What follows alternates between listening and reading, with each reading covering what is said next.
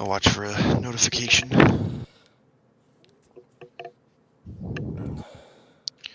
If you're gonna do this a lot too, you should get some of those. Damn. Your laundry is done, bro. That's the dryer. I got two Dry loads. maxing? I'm dry maxing. Okay, I got the I see myself live. Oh. Dang, my audio sounds good too. Let's go. I hear my laundry too. Okay.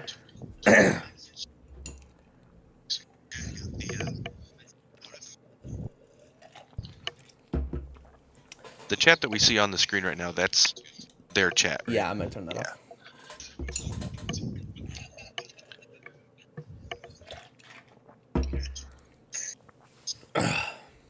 Okay, and then I'm gonna play this.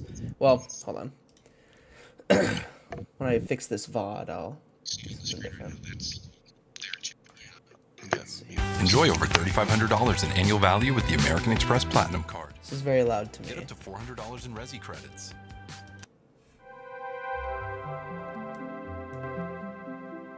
I'm gonna talk over this, and you tell me how loud it is.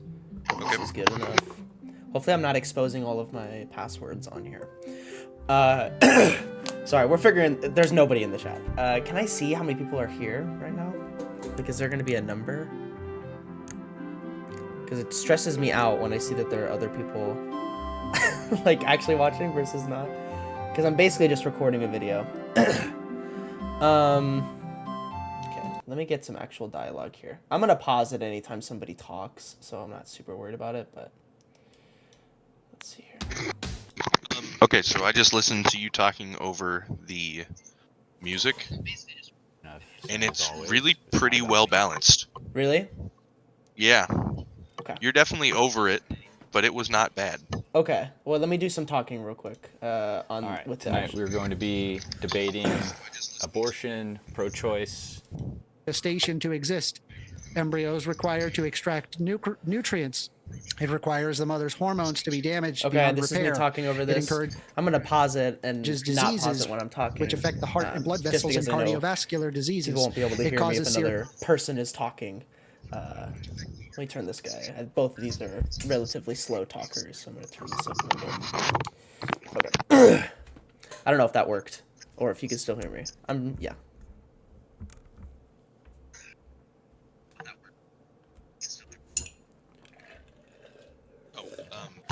I was kind of zoned in on. That's listening. okay. That really wasn't bad. I couldn't really understand anything when both of you were talking at once, but I think that's kind of to be expected. Okay. Can you go ahead and comment something on the live? I unfortunately already did. Oh. Okay. Oh, let me turn. Sorry. Shit. Where did it go? I have buttons on my mouse now, and I accidentally click it, and it just fucks all my shit up. Yeah.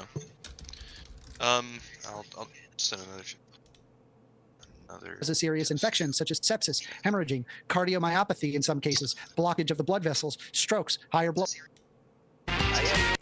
Okay. Yeah, I don't see that you chatted, unfortunately. Okay. Yeah, I just sent another one. So, though I sent hearts on the stream and I did see those. Oh, okay. Send like a actual. Oh, but that just happens over YouTube when you do it. Never Yeah. mind. Send like an actual word, maybe. Or is that what you're?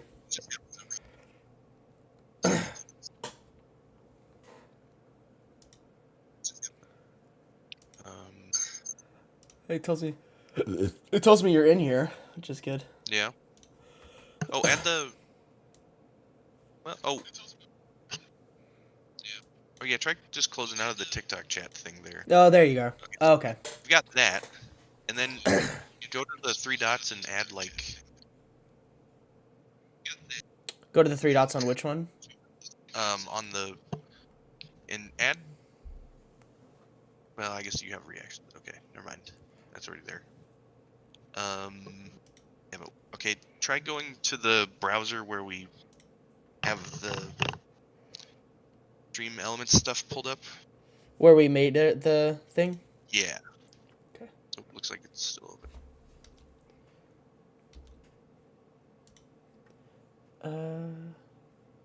I don't think it is. I think I deleted it. I saw it on your docked window.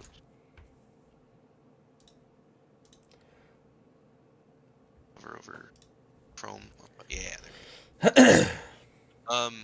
Okay, so you see the chat is there. Yeah. Maybe try saving it in the top. Yeah, you're right. Name it like chat. Yeah. There we go. Your brain is humongous. Okay. Yeah, you reposition that because that's kind of unreadable. Okay. Let's see how this will. Yeah, I think you're right.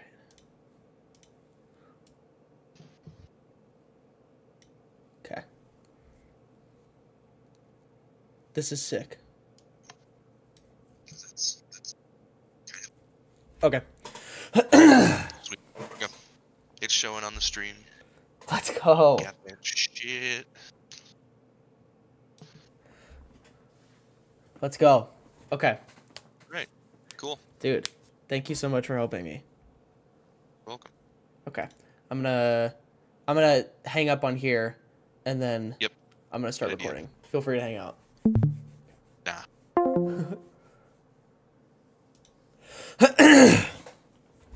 All right, this is my first time live streaming on something bigger than TikTok. And the inspiration for this is because I had seen and listened to this video on the airplane, and I got probably about more than halfway through. And I thought that both arguments were so frustrating. And I get this feeling a lot when I listen to debates where I'm imagining myself in the conversation and figuring out what would I say, what would I do, how would I attack this kind of argument, especially because my main thing is abortion. And so I was listening to this, and this was just like a really good example of both sides talking past each other. They're just like using a framework that doesn't work, that they can't communicate very well, that neither of the oppositions understand super well. And so I figured I want to do this more often where I kind of just break down a debate and then talk about what both sides are saying, what I would do, what maybe you should do, what's good, what's bad. And hopefully this is something that I do often just because I do this in my head already and I listen to a lot of debates no matter what. So I thought it'd be interesting to give like hopefully like a good faith interpretation of what's going on here. So hopefully this is enjoyable for you guys too, as it is for me. But we're just going to go ahead and get started. And then if any of you have questions in the chat, please let me know. But okay, I'm gonna go ahead and hit start here, and we're gonna listen to this is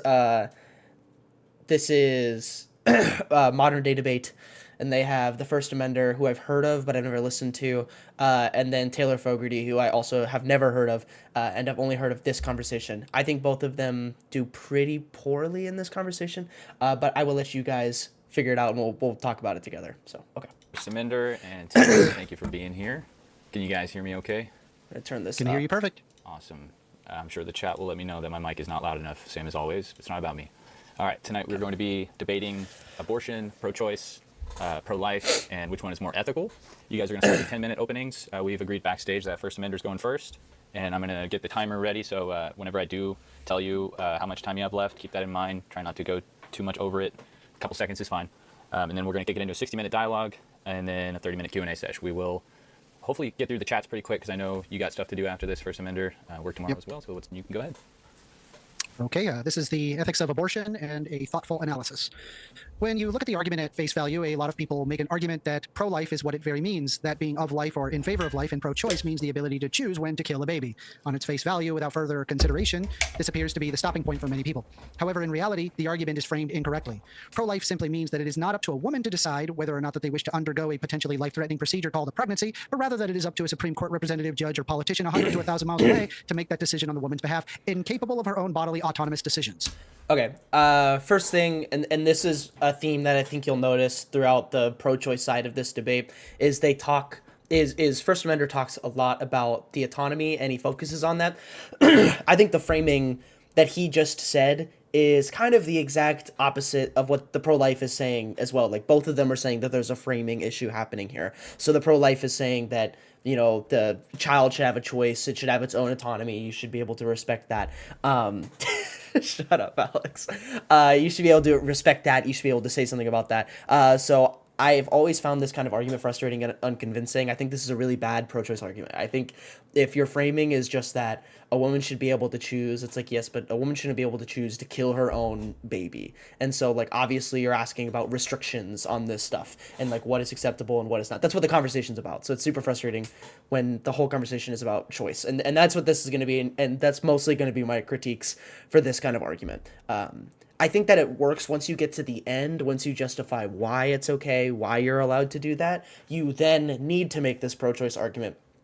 But starting with you're just going to go back to this kind of conversation, which I think is what happens in this debate. The pro-life side will argue that a life is a life is a life, and that you do not have a right to terminate a life despite that life being a literal gestation inside your body with or without the consent of the one who had to suffer said gestation.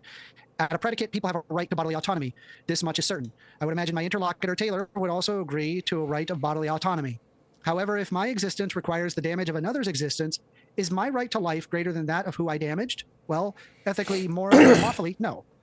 Should I damage someone in their bodily autonomy, likely would result me being put in a box somewhere, where the state will lose custody to myself, which is then revoked to then be given to the state, similar to how a parent's custody of a child is revoked once the child becomes 18. The answer is why?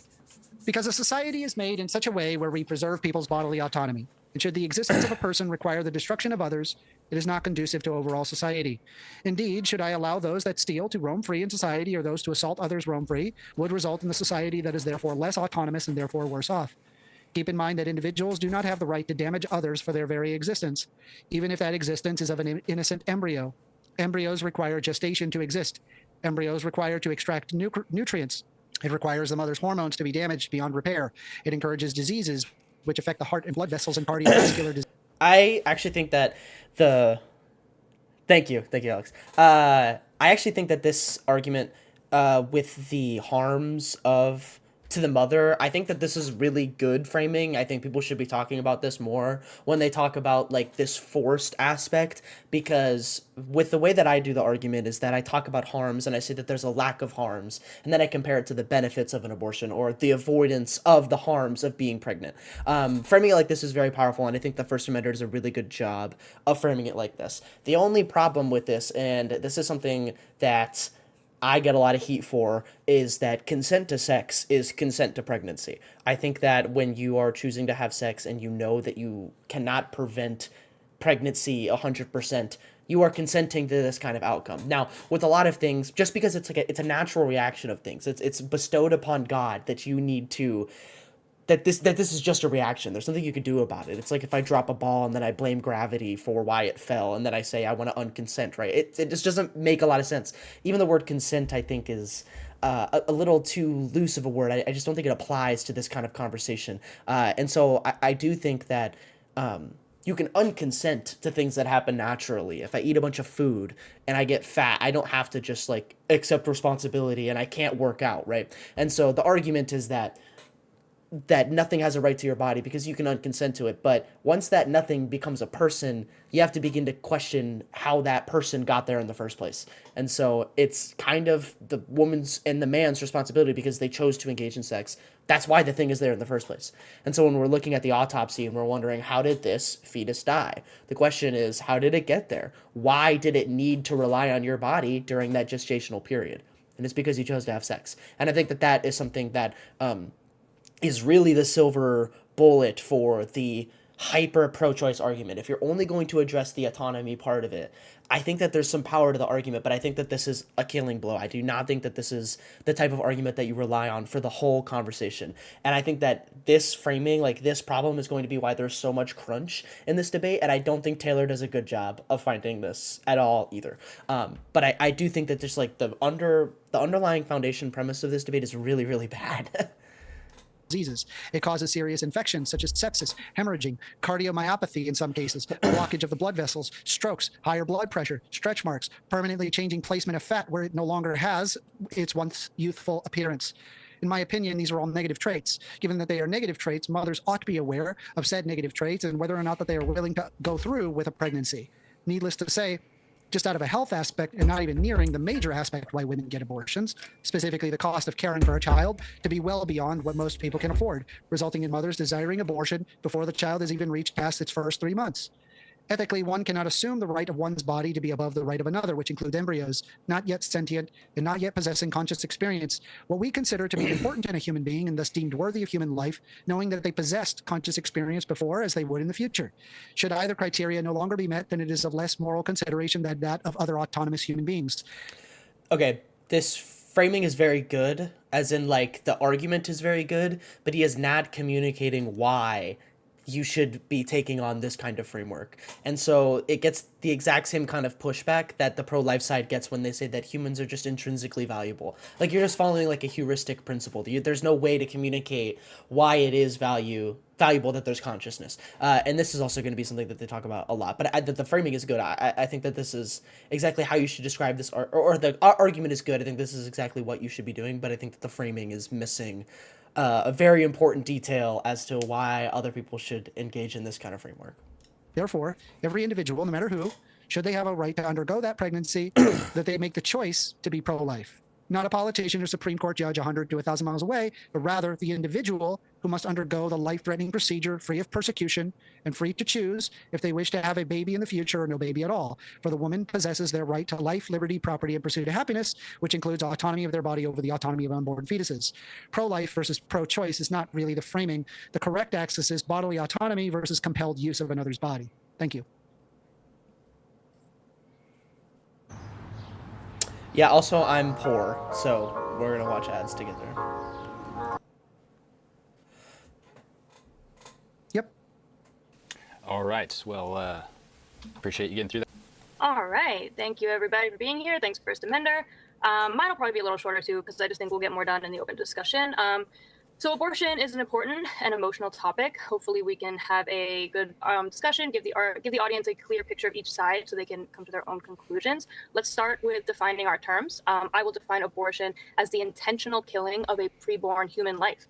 This does not include the treatment for the natural death that happens in a miscarriage or the delivery of a stillborn baby. I offer this line of reasoning. Killing innocent human beings is generally wrong. Abortion ends the life of an innocent human being. Therefore, abortion is always wrong. How do we know the unborn are human beings? At the moment of conception, a new being is created with unique human DNA. They have human parents, so we know that they are of the human species. We know something is biologically alive if it is organized, metabolizes energy, maintains homeostasis, grows, responds to stimuli, reproduces or has the capacity to, and evolves over time. The unborn meet these standards. A dangerous road to go down is to grant humanity and personhood based on being a human plus something. So being a male human or a female human, race, ability, size, or location. It's a dangerous road to go down to remove the right to life based on anything other than being a human being.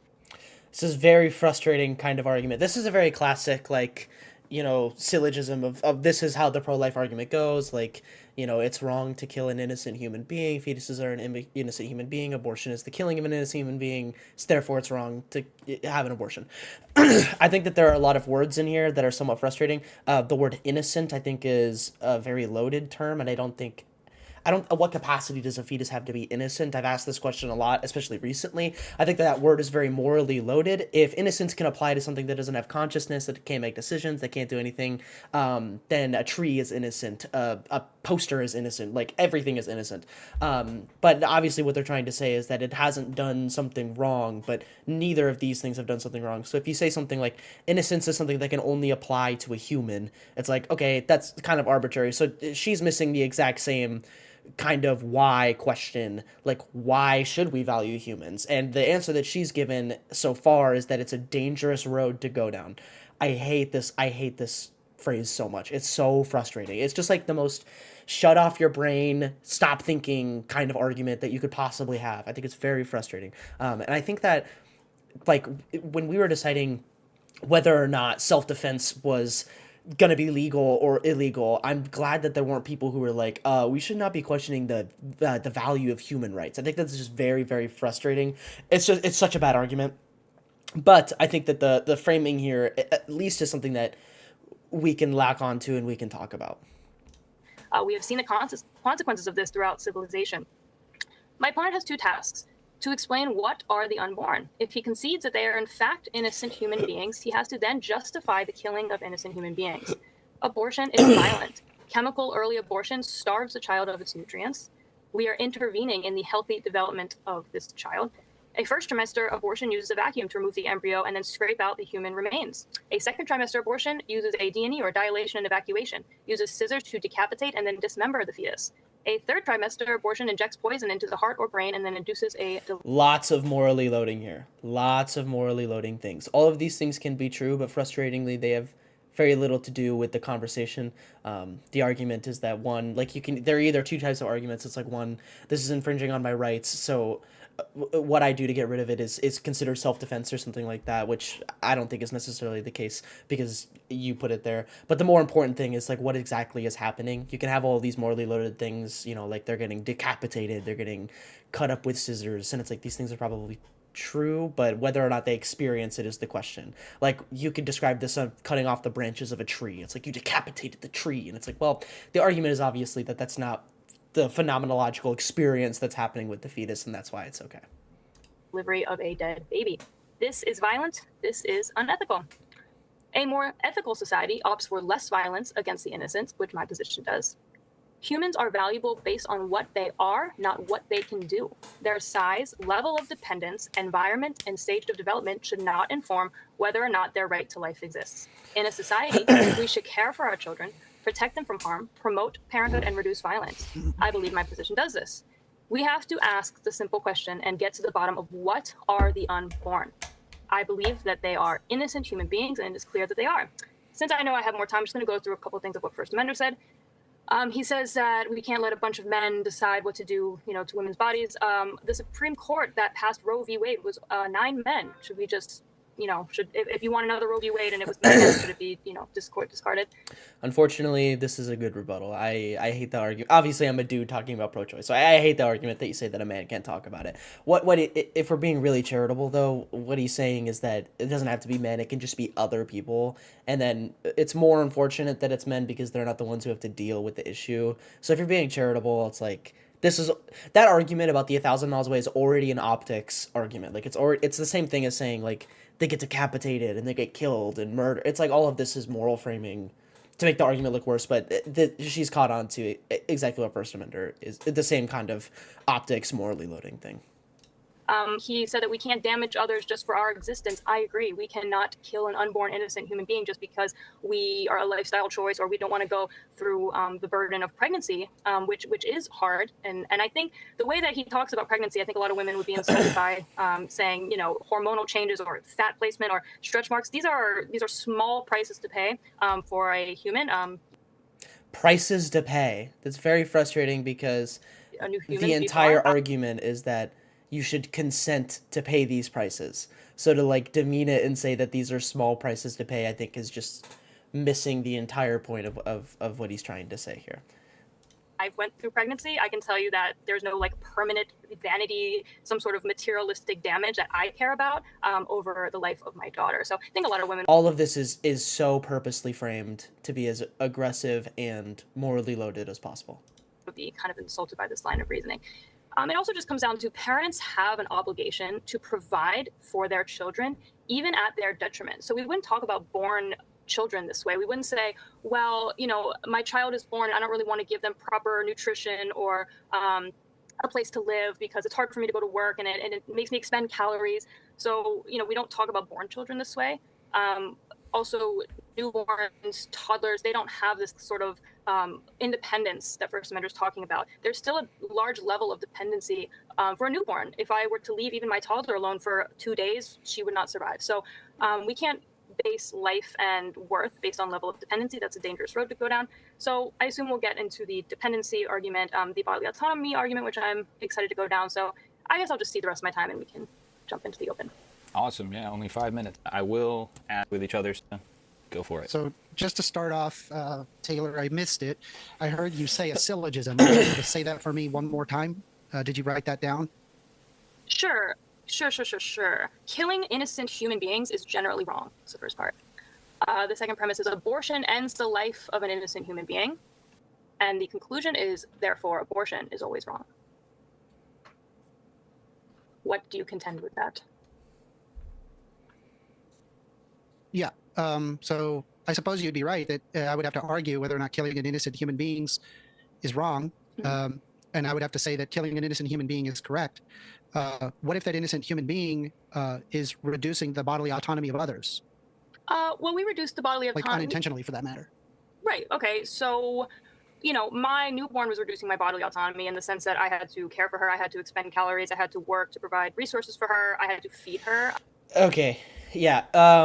So first off, and I'll say this again, the way that I would attack this kind of syllogism is by attacking the word innocent, and then I would talk about once we've at least said that word isn't describing what you maybe think it is, and then I talk about how we kill humans all the time for justified reasons. The argument is that this would be a justified reason, but the way that he's talking about it is again this autonomy argument, which is a good conversation starter, but I think if you're not getting down to the meat of what you really do have to operate under the pro-life framework in the argument for quite a while. Like, you have to address the arguments that they're making. You have to talk about why they think the way that they do, why they support the decisions that they do. You kind of have to address that and defeat that, and then you can get into this autonomy argument. I think it's very obvious that you should be pro-choice once you've proven the underlying pro-choice framework that there's nothing wrong in having an abortion. However, in the argument that she's saying, where she's saying, like, having a kid, it takes your calories, it takes your time away, we have to work for them.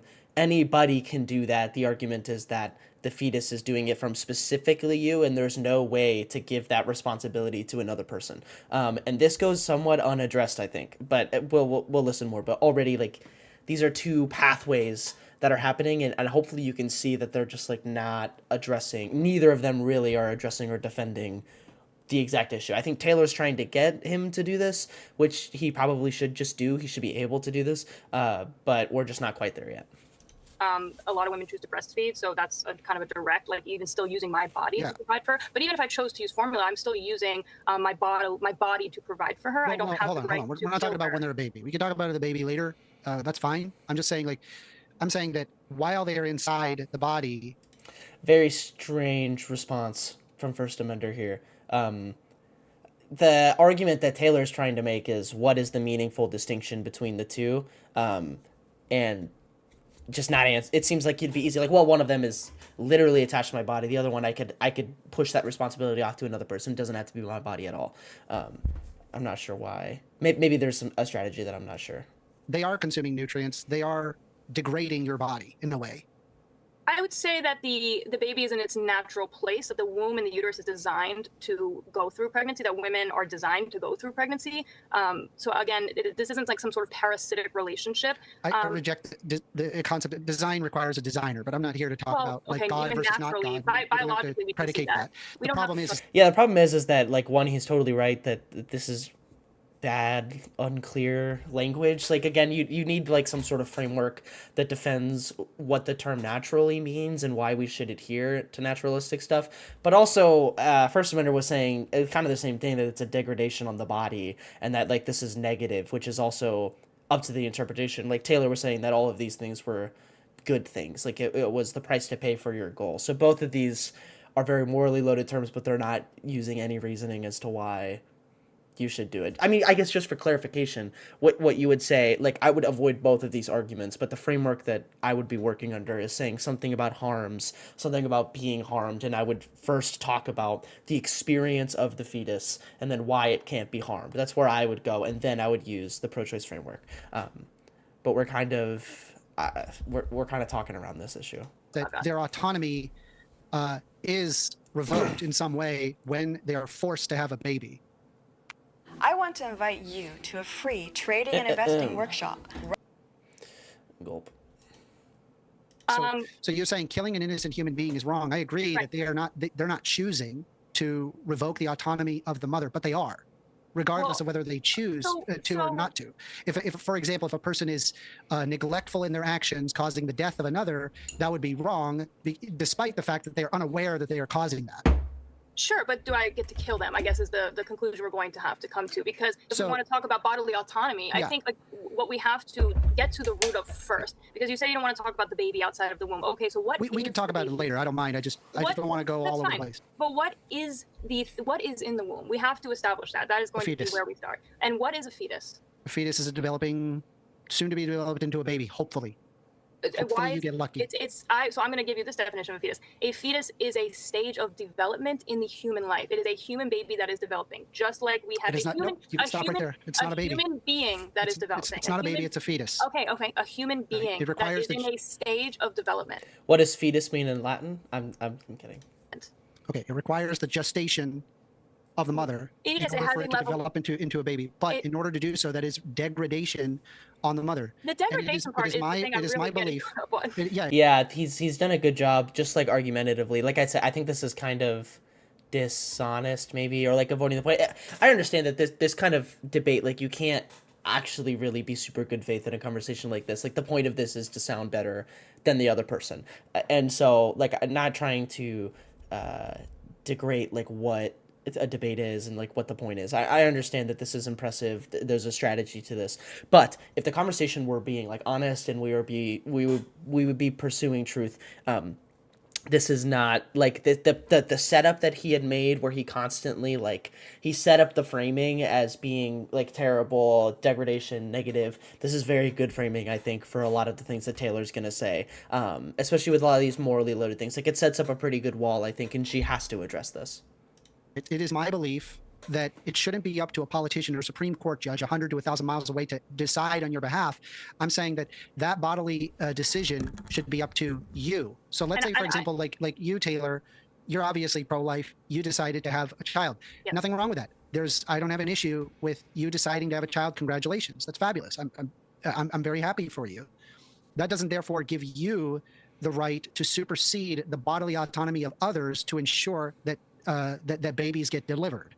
Can I tell you what I am interested in is because I'm not really, the bodily autonomy of women is not what I'm interested in. I'm not interested in controlling women, much like, when we have laws that also restrict our bodily autonomy, such as drug use or, I can't use my body to hurt others. It's not because I'm interested in controlling you. I'm saying I don't really care what you do. The point is that you don't have a right to hurt others. I am actually interested in the bodily autonomy of the developing human being in the womb. So if you care about we found the conversation. Okay, this is hopefully if this were like an honest conversation and both people were understanding each other very well, this would be where First Amender would talk about this issue, because now the conversation has been framed in a way that I think it's supposed to be framed. This is a very good response by Taylor, I think. Autonomy, how do you reconcile infringing on the bodily autonomy of the preborn human being? So because they require the autonomy of the mother to exist. Your autonomy doesn't supersede the autonomy of others. That would include innocent human beings. But my newborn also require dependency. You said earlier, you're saying that I'm not interested in controlling women. Correct. But by being pro-life, you would be controlling women. Tacitly, you would be. It doesn't matter if you're interested or not interested. That's the result of forcing pro-life. That means it is not up to the mother to decide whether or not that they have a child. It is up to a Supreme Court judge or a politician 100 to 1,000 miles away. So that is controlling women. So I understand. This is the Nazi argument, but for the pro-choice side. To me, like I said, you're talking about the externalities of something being similar to like another thing, or you're framing a conversation. It's like, while the words you're using are true, we do this all the time, justifiably. And Taylor's response, talking about drug use, talking about other things, is a good response. This is exactly how you talk about this kind of conversation. This is, again, framing. Very unfortunate framing, I think. You're not interested in it, but you advocating pro-life position, that is what you're doing. Got it. So... well, help me out with that. Yes, I am. I am interested in the autonomy of the baby, but I'll call it the preborn human life. Again, you're saying I'm forcing women to have babies. Am I interested in a world where I force women to get pregnant? Am I saying that women have an obligation to get pregnant? We have to have laws. You have to get pregnant by 25. No, I'm saying that you do not have a right. Once you are pregnant with a unique human being that is not you, it is not part of your body. It is in your body because that is the natural way of pregnancy. It is a natural and normal occurrence to be growing in the woman's... Natural, normal, there's no reason to adhere to any of these words. how we all started, someone that's most vulnerable. I am interested in protecting that human being's negative rights to life, that the woman cannot then, or anybody, cannot infringe upon that right to life. She's ignoring his argument too about the autonomy situation of why does the autonomy of one supersede the autonomy of another. Yeah, she's kind of ignoring that as well, because the argument is that like the impeding on the pregnant woman is enough to warrant action to like stop this from happening because she's not consenting. It's violating the autonomy and it's doing the violating. And so this would just be like a self-defense case that he's making, and she hasn't really established why this kind of argument doesn't work. She's just said that like, I want to protect the fetus, and it's like, yeah, but the fetus is attacking somebody else, is his argument. So yeah. I'm not interested in making women have children and get pregnant, because in 99% of the cases, the woman has engaged in an act ordered towards procreation. Ordered towards procreation is a bad way of saying this, but this is finally addressing the consent to sex is consent to pregnancy, the origin of why that person is there, which I think is the defeater for this ultimate pro-choice, like ultimate autonomy argument, is like, well, you kind of put it there by having sex. So finally, we're, I'm not sure how long we're. So you're contradicting yourself. 20 minutes in and we haven't addressed this issue, I don't think yet. So I'm not. You're saying that you do not have a right to terminate a pregnancy, and you're also not interested in controlling women. However, in order to say that you don't have a right to terminate a pregnancy, what you're doing is that you are making the choice for other women that do not choose, and you're saying by law they should not be allowed to have an abortion. That's what, if you're saying that you do not want to control women, that would make you pro-choice. This is rage bait. This is very obviously rage bait. Like this just wouldn't make sense in any other context. Like if you're thinking about drug laws or other things, this kind of argument just wouldn't make sense at all. Like you can say that the externalities are controlling, but that's a good thing. That's the purpose. That's the point. If you're going to say something like controlling is bad, it's like, well, what about in the cases when I'm about to murder you? If I stop you from doing it, it's like, yeah, you know what I mean? This is not addressing anything. No. Again, like I myself, like I'm personally pro-life. Personally. Oh, but like societally, that's pro-choice. Why are you personally pro-life? Why are because you? Because I believe I'm responsible for myself, right? But at the same time, right, I don't know what other situation other people are going through. I don't push. She's trying so hard not to pounce on this. I think one of the framings, and this is the way that she talks about, this is like a price to pay.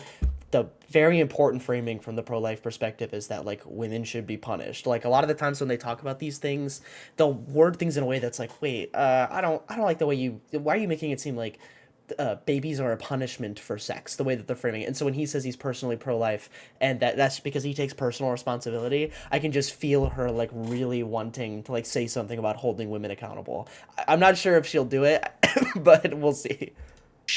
My moral decision to be personally responsible onto other people. I don't know what their situation is. You're right. And so I don't think it should be up to a politician or Supreme Court judge 100 to 1,000 miles away to deny access to an abortion.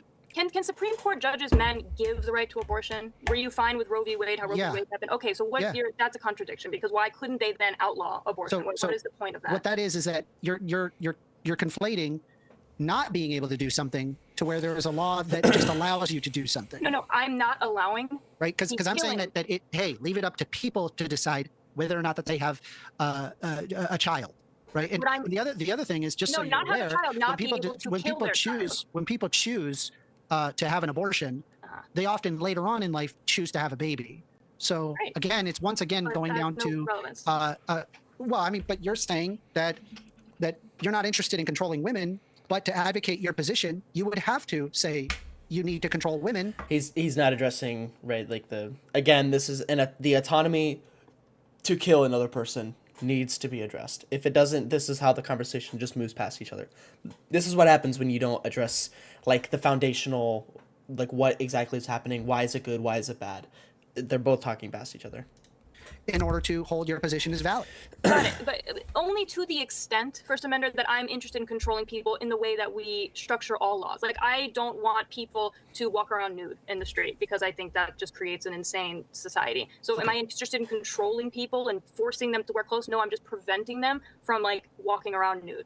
Yeah. So that's the extent that I'm interested in controlling women, just like I'm interested in controlling anybody from murdering any innocent human being. That doesn't mean I want to control them. It means that I want to protect others' right to life. I understand that they're an innocent human being, and taxonomically they're a human being. And you would agree with that. The problem is that they don't have a right to the autonomy of a mother. They don't have that right. Why? There we go. Why don't mothers have autonomy? Are you saying women shouldn't have autonomy? Why don't children have? I know I'm coming off as pro-choice, and most of it is just making fun of a First Amender here, but like this is very obviously the framing is very annoying, and I think it's intentional. It's to make this argument sound ridiculous, but like that's why I'm saying that this is a debate, not a conversation. The purpose of this is to make it sound like this. The right? Why don't parents have an obligation to care for their children? Why don't children have the right to be cared for by their parents? Bodily autonomy, we don't need to discuss whether or not people have bodily autonomy, right? Well, they don't have full bodily autonomy. You would agree, they do. No, First Amendment, even in the instances that I just said, do you agree just in a normal society, we do limit bodily autonomy to an extent? We don't allow people to drive drunk. Is that limiting bodily autonomy because I want to? So that's actually a perfect example, because we're limiting that bodily autonomy to prevent them from potentially hurting other people. You got it. Okay. Yeah, she's exactly right. And you can see that she's finally penetrated this. I don't know why it took so long, because we'll find later is that First Amender has an argument for this. Like, he knows why, but the whole point of this is to make this argument sound so ridiculous. And I just think it's dishonest. It's accurate, right? It's just the argument should go this way, but this should happen after. Like, we should just switch the order of justifications, and then this would be like a really honest, good debate. But it's purposely flipped so that it seems ridiculous. And Taylor's doing a good job of really like hounding down on this, I think. But you'll find later that you'll see exactly where the problems are.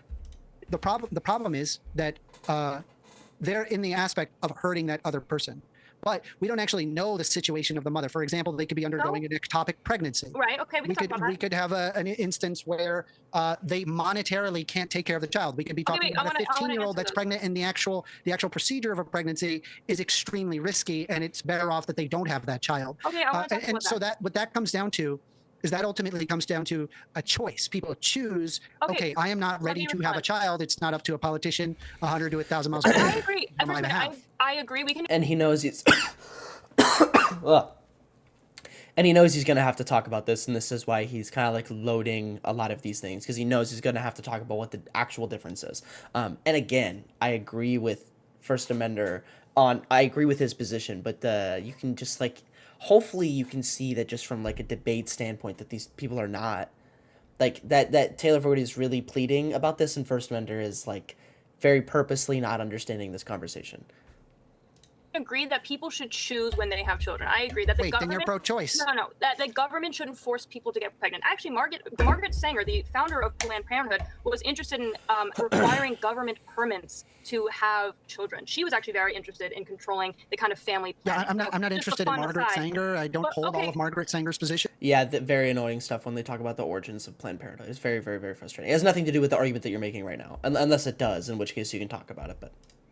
I can only speak for myself. Great. Let me answer a few of the points that you brought up. So for ectopic pregnancy, I agree that in some rare cases we first of all, the ectopic is rare as far as pregnancies go. Pregnancy complications, it happens in 10% of pregnancies. I want to talk about complications that require hospitalization in order to correct. Okay, you have to let me get a thought out. I'm talking specifically about ectopic pregnancies, which are rare. In the abortion laws, as they are written, that ban abortions, there is no ban on treatment for ectopic pregnancies. All right. Kind of. I hear this new argument that I find pretty convincing. It's a pragmatic argument about banning abortion, because my line is at 20 weeks. I think it's immoral to have an abortion elective abortion after 20 weeks. But then you can ask the question, it's like, okay, in the cases of ectopic pregnancies, if a doctor has to prove that this abortion is justified, that the person's going to get injured, that this person might die, if the doctor has to prove it, it puts a lot of pressure on the healthcare system to be able to make this decision. And I think that in Texas, there were a couple cases where somebody really needed an abortion, and the doctor wasn't comfortable doing it because of the abortion laws. Even though it was legal to commit an abortion if the mother's life was at risk, the doctor felt like the justification was just like a little shoddy or scary, or he couldn't get it out in time, or something like that, with all of the bureaucracy in hospitals. And so then you're making some sort of pragmatic argument, like it would be nice to draw a line, but we can't. And so when she's saying that the law kind of supports these ectopic pregnancies, it's not like it's kind of true, like it's written that way, but pragmatically, I'm not sure if we can actually do that. Well, then you got to talk to the state of Florida because it was the state of Florida that decided not to do that. First Amender, let's let her address the points you shotgun there for a second. There's a couple. This is a good time to remind everyone, DebateCon 7 this Saturday. Get your tiered membership. Legally, I would say all, abortion laws are written insofar that they allow the removal of an ectopic pregnancy. Even if that weren't the case, we could surely advocate for better, clearer laws restricting abortion. You can, but you know how the pro-life movement is right now. Like the actual possibility of doing that is very low. Without just saying that they're all okay and that killing unborn human beings is okay. But it's a bit of a bait and switch to say that interventions to save the life of the mother would then result in killing with no restrictions. Like I can think of situations in which we would have to kill innocent human beings in order to save another innocent human being. So that's kind of the situation with an ectopic pregnancy, where we would remove the egg from the fallopian tube to save the life of the mother instead of letting the mother and the unborn human being die, which it's a tragic situation. It's awful, though it is very rare. Now, the hyper pro-choice argument that First Amender is making right now is kind of saying the same thing, but he's just saying that it doesn't have to necessarily be a risk. It can just be an infringement. Like if I captured you and like sacked your body for resources and whatever, like the question is, should I be allowed to kill you to escape this kind of treatment? And I feel like a lot of people are like, yeah, probably. Especially if that's the only way to escape this kind of treatment. This is where I say it goes back to the origin of why that thing is there in the first place, that I think First Amender is not discussing, but I think that Taylor is kind of making this argument for him as well. Like he's saying that this is an analogous situation, even if there isn't the threat of death.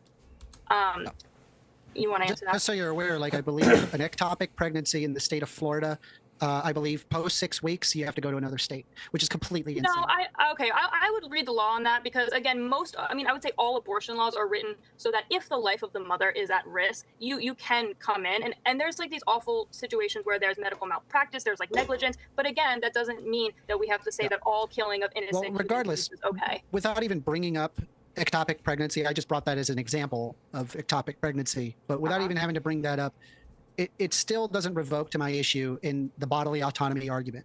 A mother has a right to their bodily autonomy. You do not have the right of bodily autonomy over other people, which include innocent fetuses. Okay, how about this? The unborn human being has a right to bodily autonomy. He kind of addressed that, right? Like he's saying that even if it includes the innocent fetus, right? Not to be killed. But you don't have like you brought up the drunk driving thing. In this situation, the person that is causing the harm is the embryo. That's why I brought up the drunk driver. In the case of the embryo, they would be the drunk driver. Now, it is different in the sense that the embryo is not the one actively deciding to drive drunk. However, in their action of existence, they are harming another human being. They don't have a right to the autonomy of others in order to exist. This is good saying, like, if you had somebody who was, like this happens when you get hit in the head really hard and you're just not thinking clearly. Sometimes you become manic and you run around and you're like swinging at people. If this guy was manic and he just like literally could not think straight and he was driving around, it's like, could you kill this person to stop them from damaging other people? And in a lot of interactions, it's yes. I mean, you should avoid this if you can, right? But in a lot of interactions, like, yes, this is a pretty classic self-defense argument. So his framing of saying that the drunk driver case is the fetus, I think is good. I think it addresses this, but again, it's not addressing the underlying thing. It's like, well, you were the one who gave him a bunch of alcohol in the first place, right? You were the one who put the fetus there by choosing to have sex, which he just hasn't addressed yet. Yes. The harm is so overplayed, I think, in your argument. Not. Like, it is. Have you been pregnant? Because I have. And again, like, is it hard? Yes. And I'll let her talk and then I'll complain. things are so this is that's a personal anecdotal argument. There are male gynecologists. You can be a male and be a gynecologist. You don't need to have a vagina to be an expert on this topic. So again, I can be a male and never have babies and understand more about abortions. Right? Do you understand what I'm saying? Like, that's just a personal anecdote. It's not actually an argument. Then stop making baseless assertions that the embryo is harming the mother. Like. I mean, he addressed it pretty well. I don't think I need to say much more. No, don't call me a debate bro. What? That's really funny. I don't know if you've seen me make fun of debate bros all the time. But I'm talking about like a philosophical. If anything, I'm frustrated with this conversation because both of them are debate bros. As in, like, they're both not actually addressing the argument. I'm talking about how you would have this conversation as an actual conversation, how you would address the actual things happening in the conversation, which is the point of this kind of thing, the video that I'm trying to make right now, which is just these two people are obviously talking past each other. Here are some strategies to have the actual conversation, is what I'm trying to say. But with the framing that Taylor had just said, I think First Amender did a really good job of talking about these things. Like, look, this is like anecdotal. It just doesn't really work. What he's saying too is Taylor was getting mad at him because he was saying that men was making the decisions, and then now she's weaponizing that exact same kind of argument, which is like very frustrating. I'm not sure how she doesn't see that. Because it is. That's literally 100% of pregnancies. 100% of pregnancies. Yeah, Amber, 100% of pregnancies. Absolutely ridiculous. Yeah. Absolutely So ridiculous. fat placement is completely different after Why pregnancy. is that wrong? You have a permanent pouch that requires surgery to get rid of. What? It's actually insane. If you guys want to go, if you want to go to right? Like 2 if I to 5 stab minute you, back and forth, if I stab you and I just give you, sorry, go ahead.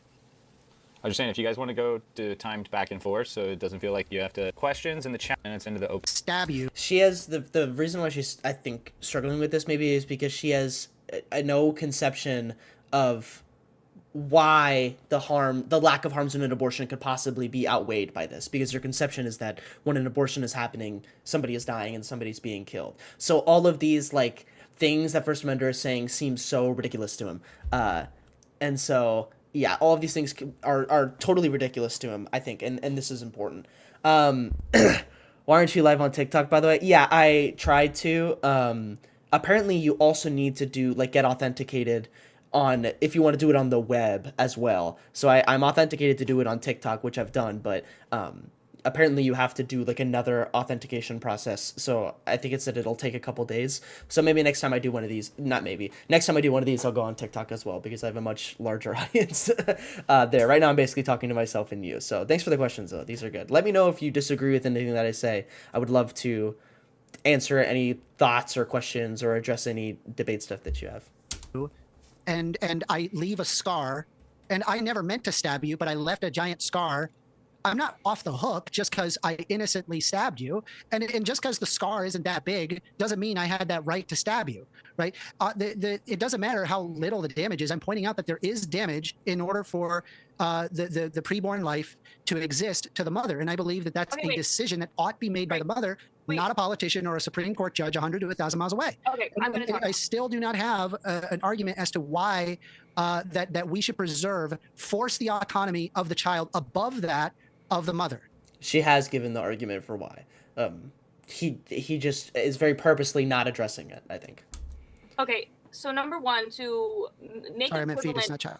A stabbing, a violent, aggressive assault to try to equate Nope, I said it was accidental. An accidental stabbing. I said it's accidental. I never intended to stab you. Okay, again, it was such a false equivalency. Anytime somebody says false equivalency, I sometimes they're using it right, but every single time, when you make an example or you have a hypothetical, you're not saying that these two things are the exact same, and to say that the hypothetical is extreme, he's trying to illustrate a very specific aspect of two situations to hopefully invoke the intuitions that he is operating under. And so when you say something like a false equivalency, it just makes me feel like you just have no idea what you're talking about or what I just said. He's not saying that they're the exact same things. And so, of course it's going to feel like that because it says something about your argument that is easier to address by saying false equivalency and saying no, those two things are different. It's yeah, obviously they're different. Otherwise I would just say the same thing. Because again, a pregnancy is a natural occurrence. There's risks involved with it. It's a natural occurrence that I slipped and I stabbed you. That's not a natural occurrence. Sure it is. There was water on the floor and I slipped and I stabbed you. Of course it's not. Your body that naturally happened, did it not? Your body is not made to be stabbed. Your body. I'm pointing out the damage, right? The damage. It's not. Is it natural to say get a root canal? No, it's not natural, right? You're just making a naturalistic fallacy, right? There's lots of natural things. Also, when you say the word fallacy, it just turns me. You want to talk about debate bros? It's using the word fallacy, but he is right. appealing to natural, just like it being natural, just says nothing about the actual argument, I think. Things that are super harmful to you, and there's lots of things that are unnatural that are perfectly fine for you. And again, it doesn't reject the autonomy of the mother and the autonomy of the preborn life. The autonomy of the preborn life is not above that of the mother. It's just not the case. At no point under any position in humanity where is it okay to revoke the autonomy of yourselves over other people. It's just not a thing. We're gonna give her a solid minute to respond at the least here before you interrupt. Right. So again, let me bring it back to the born human beings, because I think First Amender has conceded that the preborn are innocent human beings. So that's a pretty big deal that he is now admitting that it is okay to kill the unborn human beings because they may make women fat and give them stretch marks. Optics. Like, this is right over each other, just trying to make it sound terrible. This is an optics game. Like, if you wanted to address this kind of point, you would talk about, from the pro-life perspective, you would just bring it back to, like, I just would have started with the origin of why this person is there. I think naturalistic is just not the way to describe this kind of thing. I think she's talked about, like, you participated in, like, 99%, and First Amender has very purposely kind of avoided this conversation, but I think that I would just, like, stick to this until I can kind of make it work. To say, like, you put it there, and you've granted it the autonomy to your body. So that is what I heard. Let me offer you this. When a child is born, I had a daughter. You breastfeed her, she could hurt you while breastfeeding. She could bite you or something. Sorry for the graphic images. But my toddler could scratch me by accident, even like give me an infection. Do I then have the right to kill her because she is harming me, even though she's not meaning to? Again, First Amender hasn't really answered, what gives someone the right to life? What gives somebody the right to life? When does someone is afforded that negative right? Because that's very important. The argument he's kind of resting on is absolutely ridiculous, saying that pregnancy is difficult, it's hard, he's even just talking about vanity, stretch marks, and fat placements. The child does have a right to be in the womb and to go through that natural phase of pregnancy, because 99% of the time, the mother has engaged in an act that invited that child in. So parents... Yes, there we go. This is the kind of argument that you would want to be making. I think everything that she's just said is addressing what's happening here. Obviously, the framing is a little whatever, right? But she's addressing exactly what she needs to address, I think. Have a natural obligation to care for their children. So I'll let you come with that. I mean, there's so many things that are wrong with what you're saying. Like, number one, you're saying that, like, oh, they've engaged in sex, therefore they have to have a child. Lots of people have sex and don't have children. You can take contraceptives, miss a morning after pill, or you miss the condom breaks. There's all sorts of things that can happen where they end up having an act naturally ordered towards procreation. Taylor, that's just a naturalistic fallacy. Once again, you're just bringing up a naturalistic fallacy. It's natural, therefore it ought to happen. However, that's not. There's lots of, like, root canal, like, just so you're aware, right? Having a cavity in your body that is on so God, bad Gavin. that will literally eat your face if nothing is done, and it requires a very invasive procedure called a root canal. It's natural to have that cavity. Is it natural to have that? Does that mean we ought to have cavities? No. It's up to a person's choice to decide, hey, I want to get a root canal, right? Maybe some people would even decide, no, I don't want a root canal. I want it torn out. Right? Maybe they're not required that care. So if you say, for example, on born human beings, I believe that born human beings already possess their own bodily autonomy. If you are incapable or do not want to take care of the baby, then you could just give it up for adoption. However, they're already somebody's bodily autonomy. It's really not. It's very minimal. This is a weird response. That it's very minimal. Like, it's already infringing on other people's body. We shouldn't be talking about the how minimal it is. Like, just like saying that is giving her like a perfect layup to be like, well, it's actually a minimal infringement when they're pregnant or something like that, right? Obviously, the way that she would do that is going to be this like naturalistic thing, which I think is bad and wrong. But she could say something like that. I think what he should be saying here instead is not that it's minimal, it's that they are now consenting to that. Like, the people who take care of it are consenting to it. The adoption centers are consenting to taking care of those kids. So saying that it's very minimal, I think, is maybe missing what she's trying to say. Amount of bodily autonomy. It's a drive. You can make a single phone call and done. You're done. A city person will come and pick up your baby. It's really not that big of a deal. It doesn't require anything out of your bodily autonomy anywhere similar to having a pregnancy. The problem is that the pregnancy itself is what reduces the bodily autonomy. Now, if you wanted a very specific point where it's like, okay, this is where the cutoff point, if you really wanted, I believe it's that conscious experience, having conscious experience before to conscious experience after. Notice that I did not say consciousness. These are...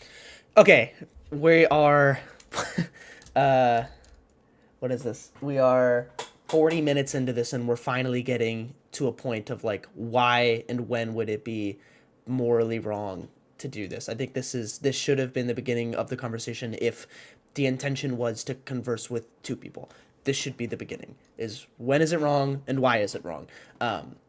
And again, what's frustrating or strange to me is that he has a line that this is where I would like to draw it, but he doesn't think it's immoral after, or he isn't defending why. He thinks that the autonomy lasts throughout that. Again, the only way that I would make First Amendment's argument like better or stronger is to address the origin of where that pregnancy starts and why it does, which I think Taylor is trying to do a good job. I just don't think she has any like moral justification for why the naturalistic part of it is something we should adhere to. She's doing a bad job of communicating this. But she's about there. Like, she's addressing it in the way that I think she probably should. To get some points. It wouldn't get you to be pro-life, but it definitely would get you to be closer, I think. Are different things. Conscious experience is being able to respond to external sense stimuli. So, for example, you have a pen, and I poke you with the pen, and you go, you react to it in some way. That is external sense stimuli, right? You're being stimulated by the external reality. You shine a flashlight into somebody, their pupils dilate. That's an example of external sense stimuli. All right, So, try to put a bow on that, and we're going to let her respond again uninterrupted. I might have to go to the time responses soon. I mean, it takes longer than a minute to explain this. Not a solid minute, but there's moments where she's definitely trying to contend with one of the points, but we got his definition of a capacity to deploy conscious experience, which is mostly what he's talking about, I think is very loose. I think it's dangerously loose, probably. I think the reacting to there's a personification of what that means when you say reacting to external sense stimuli. Bacteria do this, animals do this. This is a personified way of imagining, of like seeing something do something in a way that we would imagine it should. Like, all of this, I think, is us making an assessment on what is actually happening. And this happens, I think, significantly before 20 weeks. I think very quickly, if you prod it at something, the nerves are going to light up. It's going to avoid the prodding. Like, I think this happens way quicker. And they might, there are lots of pro-life defenses. Like, they hear the mother's voice. They like move around to avoid whatever, right? So this is a very loose definition. I don't know if she attacks this or not. Consciousness, like, you gotta do one at a time. Again, the cavity, you're comparing babies to cavities. Decaying. Comparing babies to cavities. This is another false equivalency thing. This is so annoying. This is very stupid. It's not, again, like the way that the pro-choicers It's an example. I understand that they're not analogous. It's just awful. It's very dehumanizing. Dehumanizing. Was it dehumanizing to make self-defense laws? This is kind of what I'm saying. This is very stupid. So if you want Again, it's up to a person's choice, and I'm not degrading a fetus. If you choose to have the child, of course, I have a great deal of value towards that fetus that the mother wants because they want that child. So worth is endowed when a pregnancy is wanted. So a baby in the womb, a preborn human being, is not worth life unless the mother wants it. Well, is that what you're saying? Specifically, it's conscious experience before to after. Okay, so you got to stick with one line of reasoning because she's framing it in a way that makes it seem like it's ridiculous, but she's kind of right that he's making two kind of arguments. Like, why set a threshold in general? Like, you could probably use that pragmatic argument that I was talking about earlier. But his thing is really autonomy, but the fact that he's even positing a line, if truly he just believes that it's autonomy that's going to last you throughout the whole time, I think is muddying a little bit about what he's trying to say. Said that the baby because you're asking for my specific position. And so, I mean, if you wanted to talk about conscious experience, then I can provide that. I can tell you my reasoning. You seem to ask, what is his reasoning? I'm telling you what my reasoning is. Okay, so let me just try to get your position clear. So do you put any limits on abortion? Yes. When? I think it's around roughly 21 weeks. If I'm not mistaken, I could be wrong. I believe that's where the brain has now physically connected with the spinal cord, allowing for external sense stimuli. Wait. But at 21 weeks on, that baby is still in that mother. That baby is still, quote unquote, causing harm, according to your point of view. Why doesn't the mother have the right to abort after 21 weeks? Because I believe it likely has its own autonomy. It has its own personal bodily autonomy at that point. Okay, it's frustrating again. I will talk about the way that this argument has been framed the whole time. Is that he had a line, he could have specified this line, and we could have had probably a more in-depth philosophical discussion about what is harm, what is wrong with abortion, but instead he relied on the autonomy thing the whole time, and then now he's revealing that he actually does have a line, and that autonomy stops. And this could have been very useful in assessing why autonomy is there, why it leaves later, and this would have addressed so many of her points, I think, if he just would have led with this. Okay, I don't think that's Because it possesses a conscious experience. Okay, so how do you define a conscious experience? Responding to external sense stimuli. So an embryo responds to stimuli at like 7 to 8 weeks. Like we can see that happening. Yes, absolutely. So an autonomous response, an autonervous response, for example, like if I kick if I hammer on the knee and then it moves, that's an autonomous response. It's a mechanistic function. It's not something that the brain is active. Okay, see, but the way that he had described it earlier did not include this kind of situation. The way that he had described this earlier is not how he had described the situation when he had said responding to external sense stimuli. That is not how he had described it earlier, like shining a light in your eyes or moving away from getting poked. Those are both exactly how Taylor's describing him. Now he's adding more layers onto this, that it needs to be like a conscious brain decision, and that's what is consciousness. I don't think this guy really understands exactly what's happening here with consciousness. What's up, Chris? Long time no see, dude.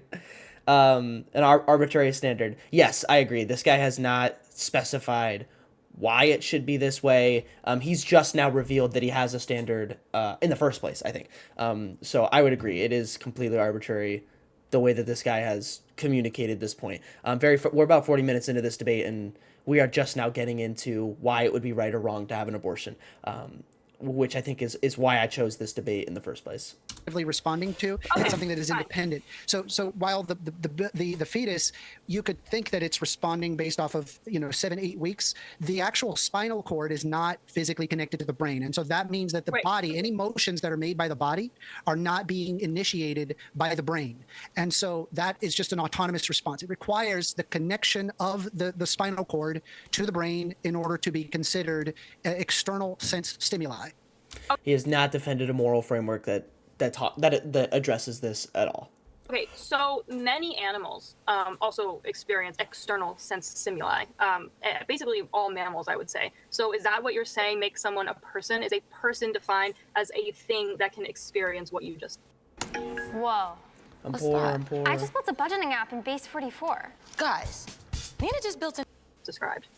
Well, taxonomically speaking, humans are animals, but if you want me to compare to a cow, to an octopus, to other eukaryotic organisms, they're not the same. I do not consider them to be the same. Why are they not the same? You just this is exactly where you should be attacking. Because they don't think like we do, and they're also not human. I agree. Oh, okay. See how you're throwing the human in. So it makes your other point arbitrary, because you're now using human to exclude the animals, but you're saying a certain level of consciousness. We are also animals. We are a part of the taxonomic category of animals. He's being very, very obtuse. And the word that she's using with arbitrary is also it's framing it very specifically to look bad as well. But he's being very obtuse. Let her finish her next question, please. You're saying that I'm separating from animals. I'm not separating from animals. We are also animals. Not you, First Amender. I think she gets what you're saying on there. I think she's got another question. My point is that you're arbitrarily using consciousness at a certain point to exclude fetuses before 21 weeks, but you're using it to also, now you're saying human, to exclude animals. So it becomes arbitrary. That's not what arbitrary means. And not to be debate bro about it, but even what she's trying to say is that it hasn't been justified yet, and the word human isn't adding a lot more details as to why you would support abortion in this way. Now, for context, the way that I would maybe I'll wait to see how he defends it. I have thoughts about this, and I'll tell you how exactly I would discern between human and animal consciousness. But let's see what he says. Is it the human part that matters, or is it the consciousness part?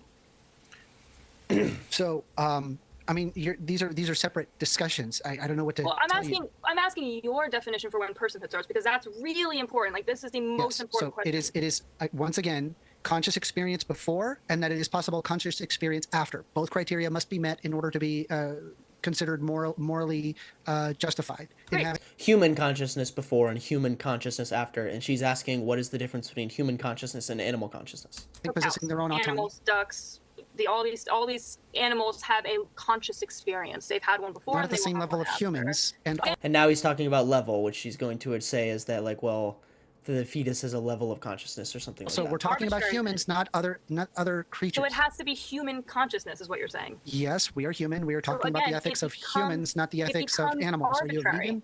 It becomes, because if what you're telling me, It's not No, arbitrary. yes, I'll yes, tell it you. is. I'll tell you an example. Let me give you an example. Let's say, for example, you have if I had a magical machine to extract the brain from a human body, and I was able to transplant it perfectly into a robot, giving that robot, let's say we're going to do it to you, Taylor's personality, Taylor's personhood, and the robot, it can talk, it can see, and it's walking around, right? You are now implanted in the robot. Who is the human? Is it the body that's lying on the ground, or is it the robot that we implanted a brain into?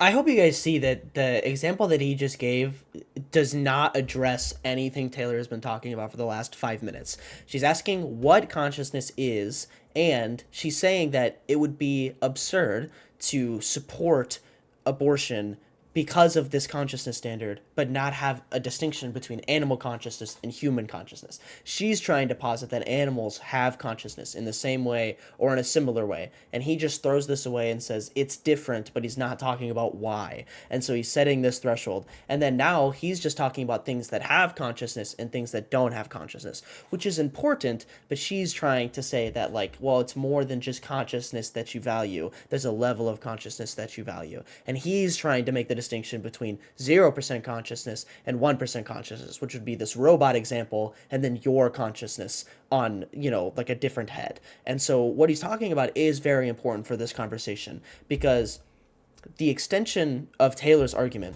is to convince First Amender that he either needs to be significantly more pro-choice, like he needs to extend his line further, or he needs to be vegan. That's what she's trying to say, is that, like, this level of consciousness or this argument for consciousness doesn't make sense.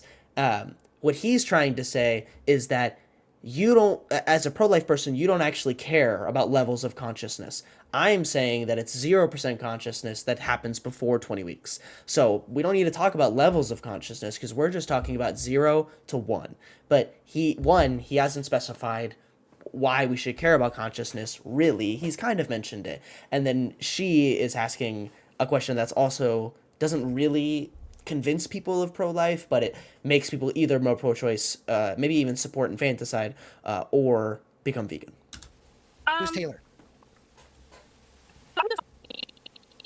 Like a human person as like a human organism. Could you repeat that? Say You broke up. when we have, you have to let me answer. No. We're just saying that you were breaking up in the beginning Oh, there. sorry. Thought he was interrupting. Okay, reacting Jesus to that is a little much. Am I good now? Yeah. Okay. My definition again of human is a member of a person is just a member of the human. Not answering the question. I'm going to. So a human organism. So what a human organism is a human, a member of the human species, which we know by its parents. We know that it is alive based on, from my opener, it is growing, it is developing. You would agree that it's alive. That's not contended here. So what's important is that it's an organism. It has the parts working for the good of the whole. So that's why a corpse is not we don't need to protect the rights of corpse. So I say in your example, that is not an example of a human organism with its parts are working for the good of the whole. So again, my point of so she's very close, but maybe she forgot the question, or because again, this question was very unrelated to the questions that she was asking. So I understand the confusion here, but she absolutely did not answer this question at all. Yeah, she absolutely did not answer this question at all. Because the question is, for the whole, which part is the whole? I think most people's intuition would be that the head on the robot body is now the whole. That's who Taylor would be. And the corpse, even if it was kept alive with a robot head, would not be Taylor. Like, you would have very little association of Taylor with the body. And you could do this with the brain, too. You don't even have to include the rest of the head with her face or everything. If you want to morally load it less, I think people would still have that intuition. consciousness. You didn't answer my question. I think I did. I don't think You either did. of those things All right, are. one more time. Which one is Taylor? Oh, she just answered it. Neither of those things are people, so she would say neither is Taylor, which is, I've never heard this position before. I I don't Is think it any the of them robot that has the brain that is talking to you and has Taylor's all Again, of I don't Taylor's think any memories and of your emotions and thoughts, or is it the husk that's lying on the ground? I say the husk is my dead body that is no longer working for the good of the whole, and the brain in the robot is some strange science experiment that I would not call a human organism. I would call it my brain in a robot, because again, it is not a complete organism that is working for the good of the whole, and that Okay, is what so the if, so if I embryo is. so if I lost my arm, I would be less of a human. No, because your parts Then are what is still your working. hold Your on? parts I just are removed the still husk. working. No, because Hold on, all I did was Taylor, remove the husk. let's let him go down this real quick. Okay, But before I let you go, First Amender, I just want to remind everyone we're about 32 minutes Q&A, and I will be asking those questions. All right. Go for All it. right, you're still a full human if you don't have an arm. Great, Yes. fabulous. What if I removed a leg and an arm? yes, I'm gonna say Is it still a full human? yes. Okay, what if I removed both legs and there's only one arm? Is it still You can take all your parts as long as you are still a complete organism. Hold on, working once again, for the is it good so, of the whole? so okay, all right. So what if I removed everything except for the head and it's like a Futurama head? Is that you still? I mean, my heart. I need my heart to pump blood. Again, this is like what No, makes I'm me saying alive. you have some future technology. You're alive. You can talk.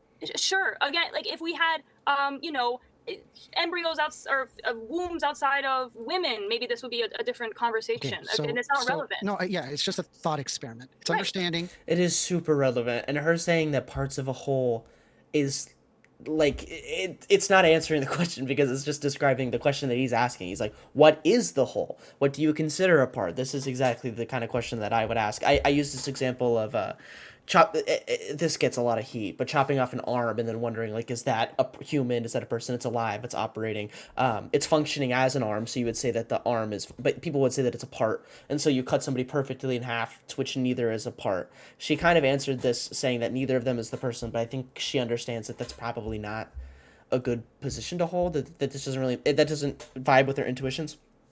And so now she's trying to say that it just doesn't matter, that this doesn't actually answer the question, or that doesn't apply to abortion. That what makes you yourself is that external conscious experience that you exhibit every single day. Your memories, your thoughts. That's Right. Okay. who Wait. Let me you ask are. this. So newborns if you're talking don't have about memories. a newborn, right? Uh-huh. They already possess a conscious experience before, as that they would have a conscious experience after. Okay, If somebody, right. for example, is brain dead, the termination of somebody who is brain dead is morally permissible, because they will no longer possess a conscious experience after. And if Okay. you could justify that they will not have a conscious experience after, the same would be the case for a before, that they never possessed a conscious experience, therefore of less moral consideration. Sure. Okay. Yeah, this is good. He's again hasn't super justified why, but this is good. This is exactly how I would describe it. My position. I don't agree. I agree that brain dead people that is like, again, but I'm just going to cite again that is a proof that let's say we removed life support from the brain dead patient, they would die of naturally. They would die. We're just removing the externalities that are helping them stay I alive. reject your naturalistic fallacy. We're not actively killing them. So there's a difference. I have never understood the difference between letting somebody die and actively killing them. I see very little difference between the two. It's either you're very scared of the moral loading of the word killing, or I'm not sure. Killing isn't bad. Killing, if killing is bad, it becomes murder. It becomes a different thing. If killing is unjustified or it's illegal, it becomes murder. It's no longer killing. But I think people are maybe so scared of the word killing that it has this moral loaded that you need to make a justification or a distinction between killing and letting somebody die. I don't know. I've never understood this argument. Difference between withholding care from somebody and actively killing them, and that is what is Well, you would be actively killing them, because while they are technically alive, by removing the life support mechanisms and they die, then right. Sure. Then So you'd be okay. So let me killing clarify your position. You are okay with the They like skipped over that entire train of dialogue, by the way. When she was trying to ask what is the difference between animal and human consciousness, he did not answer. And then she never answered the question about what if I split up your body, put your head on a different body. She also didn't really answer this question. abortions before 21 weeks, because you're saying they don't have the ability to deploy consciousness. no. Very, very clear. Conscious experience. They did He's being very obtuse. not have a conscious experience before. Oh, okay, but they always have to have a first conscious experience. So when are Correct. you drawing that line? Around 21 weeks, it's when the brain stem has connected with the brain, allowing motion and movement in response to external sense stimuli. I believe it has autonomy, and this is more than enough time to be able to choose whether or not you want to terminate the pregnancy. Okay, so I have two issues with this, and just don't interrupt me for a second. Again, I think you're being arbitrary about the human consciousness part, again, because again, I can say that there are animals, pigs, I'm glad she brought it up. dogs, that can respond to commands. Pigs can play video games. Dolphins can sometimes understand language. Like, there's very intelligent humans, or sorry, non-humans, that you wouldn't say is wrong to kill them. So again, I think you're being arbitrary with the human consciousness, but I will fine, we'll go down this line of thinking. So just some of the consequences of your worldview, let me just offer them to you. No. So I'm talking about, she had a good thing that she could talk about, that she could attack him on. That again, if you thought about the issue a lot and you understand what exactly you're looking for, I think there are absolutely good distinctions between human and animal consciousness, or at least they are good enough to have this conversation. And again, the end of that road will never get you to be pro-life. It'll just make you more pro-choice. But I don't remember exactly how this conversation goes, but I guarantee you she's about to talk about slaves, Nazism, human rights, stuff like this. I think so. Hopefully not. Is it okay for a mother who knows she is pregnant before the 21-week mark to drink, smoke? Okay, pre-watch fail. No, that's not what she said at all. This is close, but not the same. Do anything like that could harm the fetus? To drink and smoke? Before the 21-week mark. I mean, they can. I think it's harmful. Why is it harmful? Because it's not a person in there, according to your worldview. Because there would be a person later. So they would actually experience the harms of being alive, but also experiencing the detriment of your mother smoking. But if you prevent somebody from ever existing, what harms are happening there? There's no experiencer that's getting their life ripped from them, because from the perspective of the fetus, it's nothingness and then continued nothingness.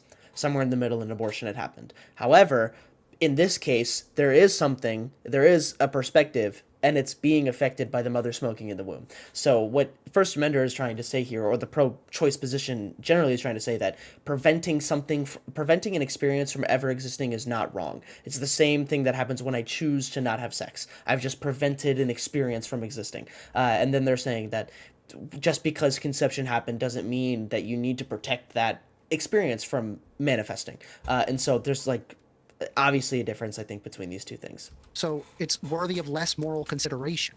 I agree with you very early in that, yes, I agree it's a person, but that doesn't give the baby a right to supersede the autonomy of the mother. So they are a person before 21 weeks. So prior to 21 weeks, I believe that it is that even post 21 weeks, it is a fetus. But I'm saying what matters to me is the conscious experience before as the conscious experience after. Now, here's the thing. No, you're saying that that was... Let her.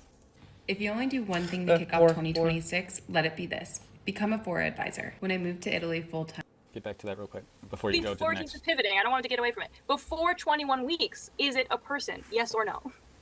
Before 21 weeks, is it a person? I mean, you could argue it's a person, yes. From your view, yes. Okay, so the consciousness argument has nothing to do with this, because you're saying that you're valuing consciousness, that personhood. I've already said that it is an innocent human being all the way from the beginning. Okay, so you're just okay, so the audience can just do with that what they want. He agreed to this earlier. What's happening is she's using the word person, and I don't think that... I mean, he had kind of said that personhood is attached to consciousness, but personhood is supposed to be a different concept than humanhood. And so I think that...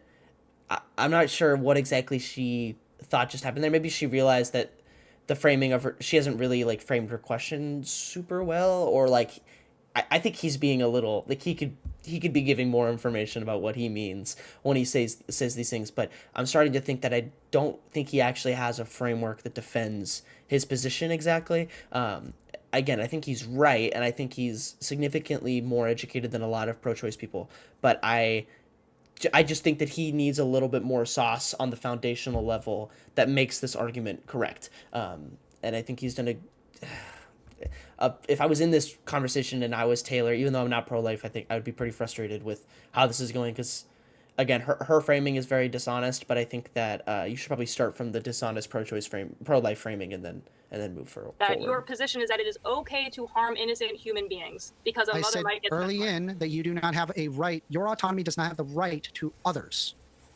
Again, which includes fetuses, includes innocent human beings, and includes me, who accidentally, say, knifes you in the side. I don't have a right to do that. So again, let's say, for example, like you said earlier, that I am being arbitrary, right? However, that's not actually a rebuttal, because number one, there's lots of important things that are arbitrary, right? You would agree money is important. Borders are important. No, your reasoning is arbitrary. Our job titles important. And you also agreed with the arbitrariness because you understood the human consciousness experience regarding the robot experiment, as well as a person being put on life support. So you agree with the arbitrariness. So just you stating that it is arbitrary doesn't actually matter. Well, no, we kill people all the time because of arbitrariness. But I'm not saying that that's okay. I'm not saying that that is the point that a life gets to. So should we have open borders, according to you? We kill all sorts of people to defend the border. Hold on. The border is an arbitrary, is arbitrary. Are borders arbitrary? I wouldn't say so. I don't think borders are arbitrary. Yes.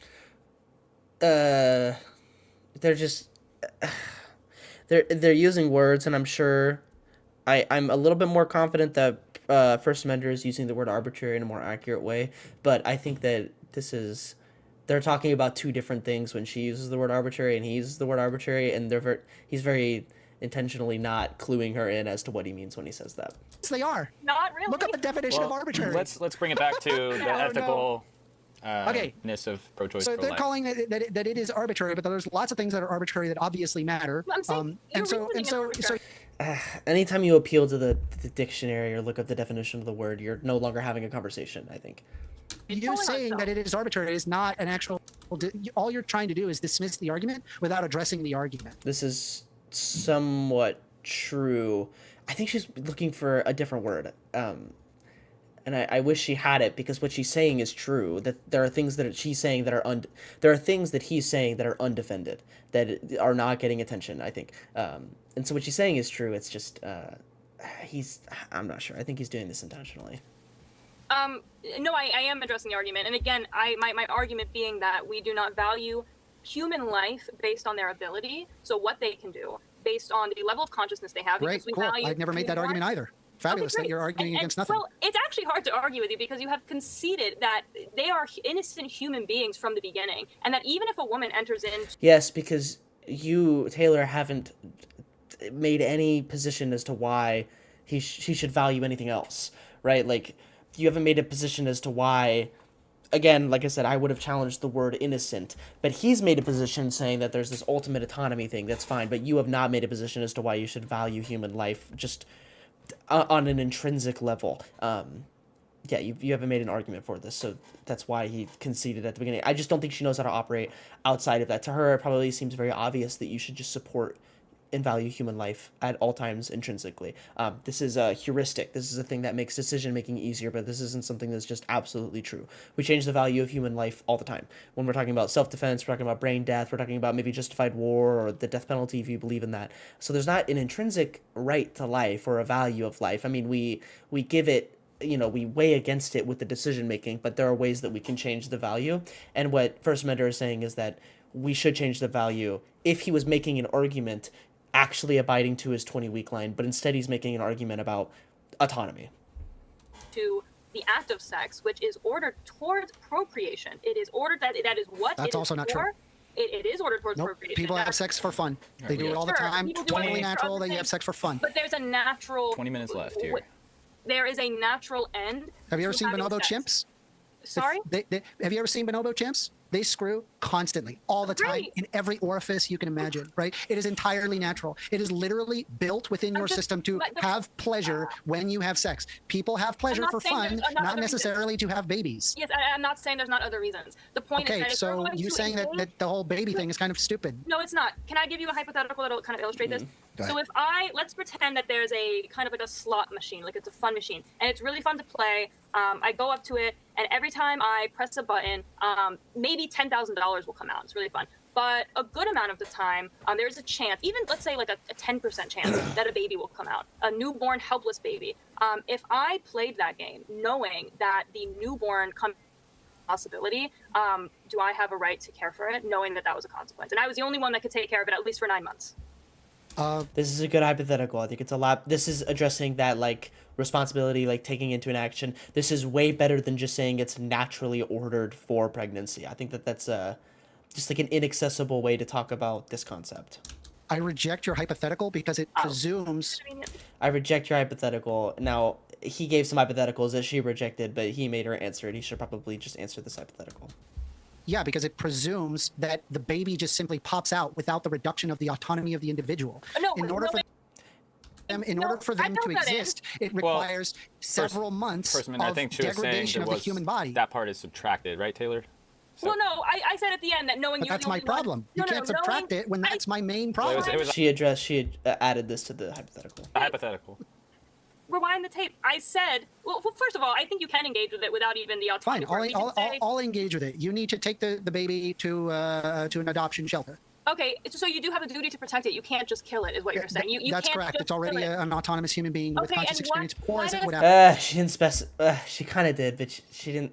This is what I'm saying. Like, there's just, if you don't make the hypothetical exactly the same, you're gonna be frustrated. But that's him saying that is not addressing the exact question that she's asking. And again, at the beginning of our hypothetical, she did say that you were the only one that could take care of it. And so it being a person now, like, obviously changes the situation. But she would want to make the hypothetical more. She should just say you get pregnant. That's just how it is, because that's what sex is. Okay, what if you had to take care of it for 9 months at the, detriment to your bodily autonomy? Like you had to feed it, you had to work. That was just built into the game, and you played the game. You could just give it up. You can still give it up for adoption. No. Like in my hypothetical world, you're required to take care of it for 9 months. Are you morally obligated? I suppose I don't think so. Oh, okay.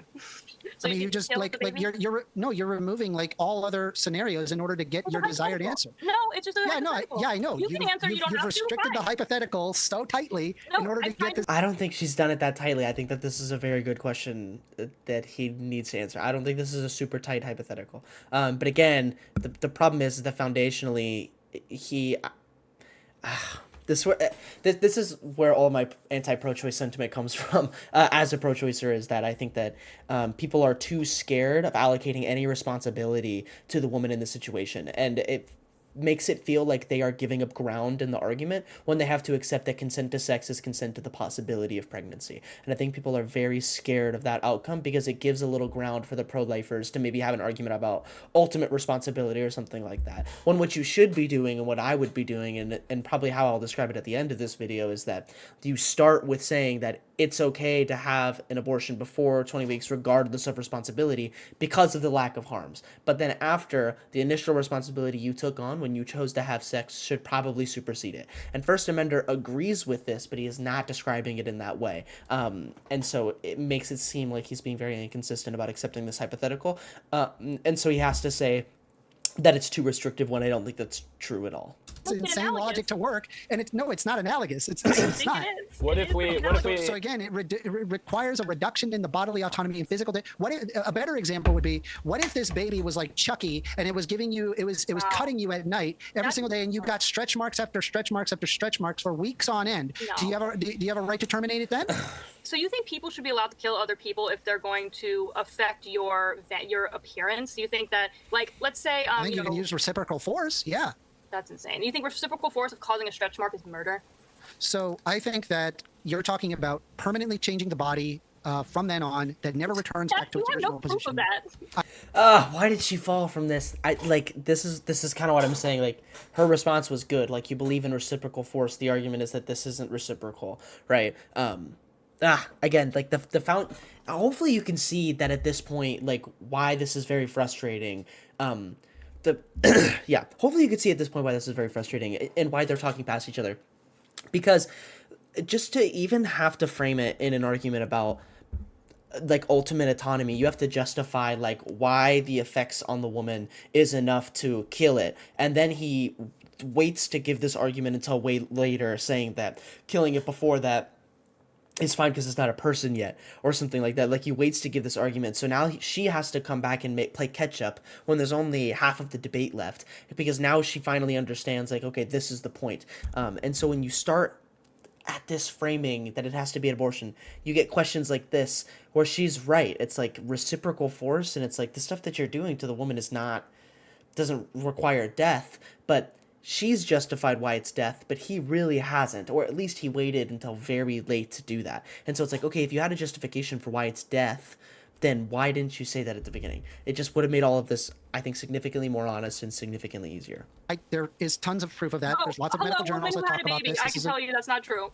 Okay, well, great for you. You have good genes. Not everybody goes through that. I mean, okay, but again, I understand it's your personal experience, but there's tons of people that undergo a pregnancy and their body never returns back to normal. I think that needs to be up to the decision of the mother to make that decision for themselves, not a politician or a Supreme Court judge 100 to 1,000 miles away. It doesn't make any sense. You can be pro-life in a pro-choice world, but you can't be pro-choice in a pro-life world. Do you see the problem? No, I see no problem in protecting innocent human life. Yeah, because if you want to control women.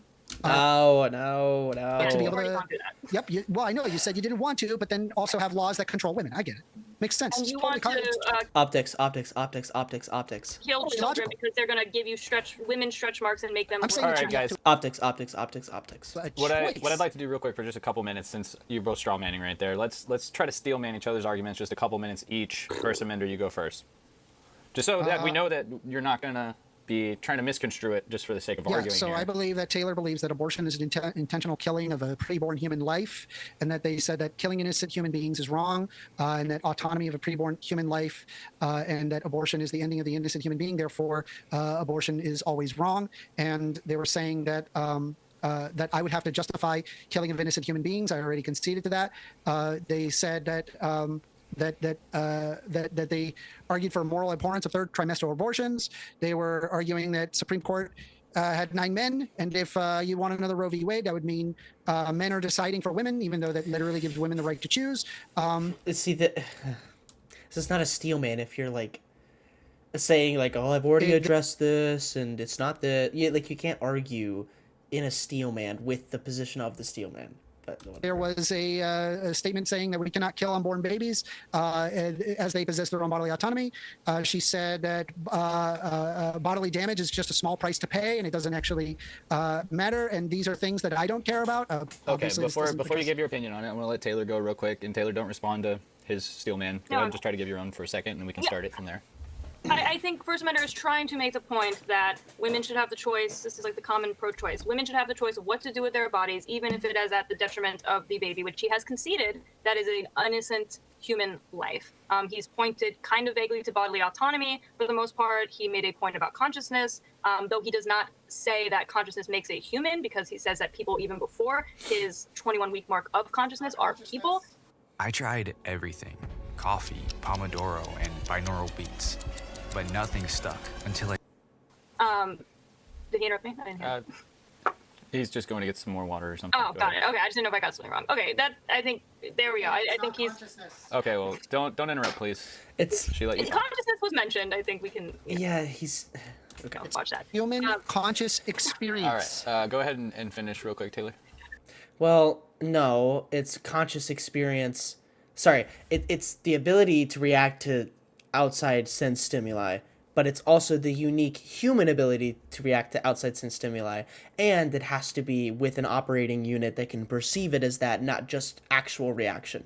And the human part is adding very little. He's clarifying the consciousness because you worry sometimes that people are going to be like, well, I can kill you when you're unconscious or asleep, which is something that she hasn't even attempted to do. So to constantly correct him to make it seem like she doesn't understand his position, when I don't think she does, but it's bad framing. Okay, some vague notion of consciousness, conscious experience, response to stimuli, something like that. But I think overall his main point is that the bodily autonomy of the innocent human life in the womb does not supersede the bodily autonomy of the woman, meaning that somehow the woman can then kill the baby. Okay. All right, you can unmute First Amender, and then we can go ahead and see where you guys stacked up on your steel mans.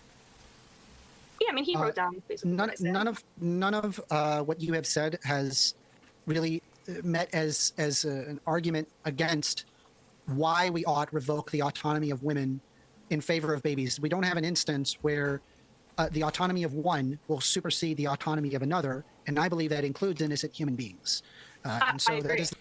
Except for after 20 weeks, right? Which he's not clarifying very specifically, because maybe the line he doesn't feel super comfortable about, or I'm not sure, because the autonomy does change after 20 weeks. So he's just purposely not clarifying this.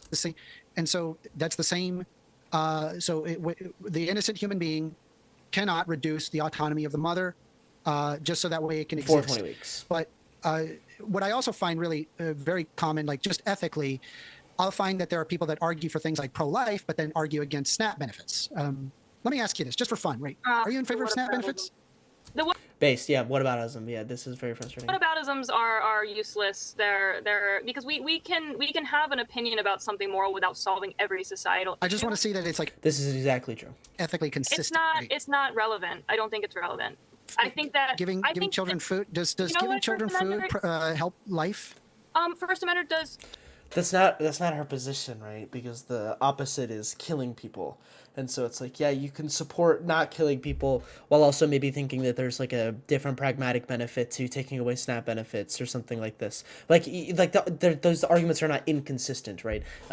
You could say that maybe SNAP benefits are bad, or they actually make people hungrier, or we can find more cost-efficient ways to solve this problem, or maybe taking away SNAP benefits will motivate them to do something different. Like, there are tons of different things, but what's worse than starving is death, and that's what pro-life is trying to start. It's not it's anti-death. It's not necessarily pro have the best life possible. It's anti-death. Killing them in the womb help life. Okay, I'm going to ask you again. Does killing? Yeah. Asking a question with another question is not answering my question. So I'm just going to ask you the same question. We're going to sit here for 20 minutes. I'm going to ask you the same question until you answer the question. Well, I just want to say thanks, Timcast IRL, for hardships. Let's say that a child is born into does not make them disposable. Even if are you in favor of SNAP? You got to let me finish. Even if You're not answering the question. I am going to. Even if I said that I want to eliminate SNAP benefits, even if I said whatever, that still would not justify your position, because we do not murder babies this is and the problem children with because they may be born into a hard situation. If I go home, if I lose my job tomorrow and become homeless and my daughter and I are out on the street, I do not then have a right to end her life because the rest of her life is going to be hard. So again, it's just not relevant to the discussion. So you said that we do not murder babies, so we should not have abortion because it's murdering babies, and it's murdering babies because it's abortion. So it's a circular argument. So I'm going to ask you one more time because you didn't answer. Are you in favor of SNAP, right? Because SNAP specifically feeds children, and what it does is that it allows people to live longer, healthier lives. This is an argument about efficiency of life, not whether or not life exists. It's just fundamentally different. There's just a lot more that goes into this. It's when you compare abortion to any other kind of thing, there's like a very obvious death toll, because from the pro-life position, every single abortion ends in the killing of one person. And so for you to support abortion or to be against abortion, it's a 1-to-1. Every single abortion that you prevent is one life saved, whereas SNAP benefits is objectively lower than that. And in the cases of SNAP benefits, which I think is a bad example, it's significantly lower than that, because it's just people being hungrier versus people dying. And I'm not saying I condone this position. I'm pro-choice, but I'm just saying that like the framing of this is very unuseful for the conversation. Empirically show that to be the case. Knowing that it specifically improves the right to life, and you are in favor of life, are you in favor of SNAP? Yes or no? Again, this is not a debate about economics. This is not a debate about social welfare programs. I do not have to engage with this to make my argument. Again, we got about 9 minutes left on the open dialogue, just so everybody knows. All the new viewers, sorry to interrupt Taylor, but all the new viewers, we're about to go to Q&A in about 10 minutes. If you want to super chat on this topic, we will be asking them here. Again, I did answer this. I said even if I eliminated SNAP, if I said that I hate SNAP and I hate social welfare, that still would not make my position inconsistent, that we do not have a right to kill innocent human beings because they may face hardship in the future. You also just weirdly scooted in there that I'm saying abortion is murder, so murder is abortion, like it's circular. What is abortion then, First Amender, if you don't agree with my definition? You can unmute First Amender. It'd be killing instead of murder, probably. Go ahead. Abortion is terminating a fetus. Just bite the bullet and use the language. Terminating a fetus. So terminating, ending, killing. Is that you? Killing, different than murder, though. Not do you reject my definition of abortion, which is the intentional killing of a pre-born life. Very different than murder. Intentional being key here. Yeah. You accept that? Yeah. Okay, you just called it circular a second ago. So I just wanted to clarify. Well, it's circular because you said it was murder, which is the circularity. Saying we don't murder babies, so we don't want to do abortion. So you don't do abortion, so you don't murder babies. You didn't hear what I said. I'm going to ask you one more time, right? No, I wrote down what you said. I'm going to answer I'm going to ask you one more time. Are you in favor of SNAP? I'm going to answer the same way that I just did. Do you want to keep doing by this, not or do you answering want the to question. try- Okay. I did answer. So the problem is, the reason why I'm bringing this up is not because it is a non sequitur. It is because It is. You seem to be very much interested in life itself, right? And I imagine Yes. you probably wouldn't live very long if you didn't have food on the table. But you definitely wouldn't live very long if you were killed. So Well, especially if you're talking about being a newborn. And it turns out that SNAP benefits specifically help newborn babies the most. there are different arguments. It'd be different programs that support or defend both of these positions. Formula is extremely expensive, and oftentimes you'll end up instances of increased amounts of SIDS or And she didn't say that she doesn't support SNAP benefits. instances of a baby having malnutrition and not surviving past 2 years old without SNAP. Now, given that you care so much about the baby's life, then it is fair. Whether or not it has a life, yeah, is the position. Not whether or not its life is good. Those things are under your control, and you probably should be consistent, but they're different arguments. To say you'd probably be in favor of SNAP. This is a no-brainer, right? Again, I'm You just, could have pragmatic issues with SNAP that are different. just going to keep repeating. Not answering the question. I love it. Answer the question. Oh my God! What is wrong with right-wingers and their incapability of answering simple questions?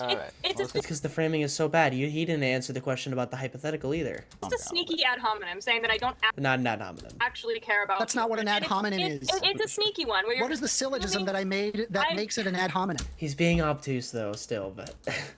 You are assuming that I don't care. What syllogism did I make where I made it an ad hominem? Why don't you? What syllogism did I make to make it an ad hominem? No, I can't stand this, dude. This is the debate bro stuff that I'm talking about. But these people were never having a conversation in the first place. Neither of them. I know I'm picking on First Amender the most. That's just because I think he's smart enough to be making this argument differently and more honestly. I think maybe he's just had a lot of debates and had a lot of conversations to where he doesn't want to give the ground, and I think that Taylor has been definitely morally loading a lot of the stuff, but that's a slightly more acceptable way of being bad faith than I think what First Amender is doing, which is I think he understands exactly what he's doing and he's choosing to do it anyway. And this is kind of one of those examples where he's like, what is the syllogism that I use? It's like, come on. Google what an ad hominem is. Do you understand what that is? You don't know what that is. It's not a personal attack. That's not what an ad hominem You're is. assuming, based on nothing, that I don't care about children. I think that you've actually made it pretty clear in this debate that you don't care about children. You've compared them to an infected tooth to... Comparing them to an infected tooth, it's like a fetus is like a tree because they both grow. And it's like, are you saying a fetus is a tree? It's like, no, I'm like pointing out two similar qualities. That's all it's supposed to do. And so like saying that a comparison is bad because it, like, you just don't understand what's happening in the comparison, I think. Chucky doll, you've said that pregnancy is not worth, a new life is not worth the added fats and stretch marks. So I think if there's anyone in this debate that is dehumanizing children, it is you. Those are called hypotheticals. They're not hypotheticals. Yeah, it is. It's literally a hypothetical. I'm giving you examples. It's literally a hypothetical. Where it reduces the autonomy of an individual in order to exist. And you seem to be against the idea of revoking, of providing autonomy, given that it reduces the autonomy of others. But for whatever reason, with fetuses, you make this exception. Very Why do you give this arbitrary reason to this exception? Why do you give the... And I'll answer this. First of all, it's not arbitrary. It's not arbitrary to not want to take away the bodily autonomy. Another fucking question with another question. That's wild. She's answering. Please don't interrupt, even if you She's disagree. answering with a fucking Even if question. you disagree what the answer should be, What? let her finish, please. What I would argue is that me saying that we cannot kill unborn babies is not arbitrary. That I would say that actually in the case of bodily autonomy, I'm being very consistent in saying that we do not infringe on the bodily autonomy of an innocent human being. But you are infringing on the bodily autonomy of the mother. You have to make it an equation or at least find some way to distinguish who gets the autonomy and why. Which you attempt to do by using words like human and innocent, saying that it's obvious. But the mother is human and innocent too. At least in a way that they haven't committed a crime or something like that. So you also haven't made the distinction. It's arbitrary in the same way. What you are being arbitrary with is saying that there is a specific case in which we kill innocent human beings. That we do not do that in any other case, for any other reason. For economic stress, we do not kill born humans because of economic stress. We do not kill born humans because they may be disabled. We do not kill born humans because they may... We do kill born humans because they're brain dead, that they would be innocent. Face a hard life. So again, I think you're the one being arbitrary, saying that we should kill innocent human beings. For what reason? Again, you have no solid reason that you cannot also apply to children outside of the womb, because children outside of the womb also are capable of injuring people and being dependent and taking away a sort of bodily autonomy of people. So again, It's probably not for a guaranteed 9 months straight, though, where they're committed to it. Like, I think the conversation would be different. Like, any given instance of a child hurting you on accident is one given instance. But if you knew that this given instance was going to be a 9-month cycle of constant infringements on your autonomy, it becomes a very different thing, I think. You're actually the one being quite arbitrary. So once again, just because something is arbitrary doesn't mean it doesn't matter. There's lots of things that are arbitrary that you agree matter. So saying it is arbitrary is not an argument.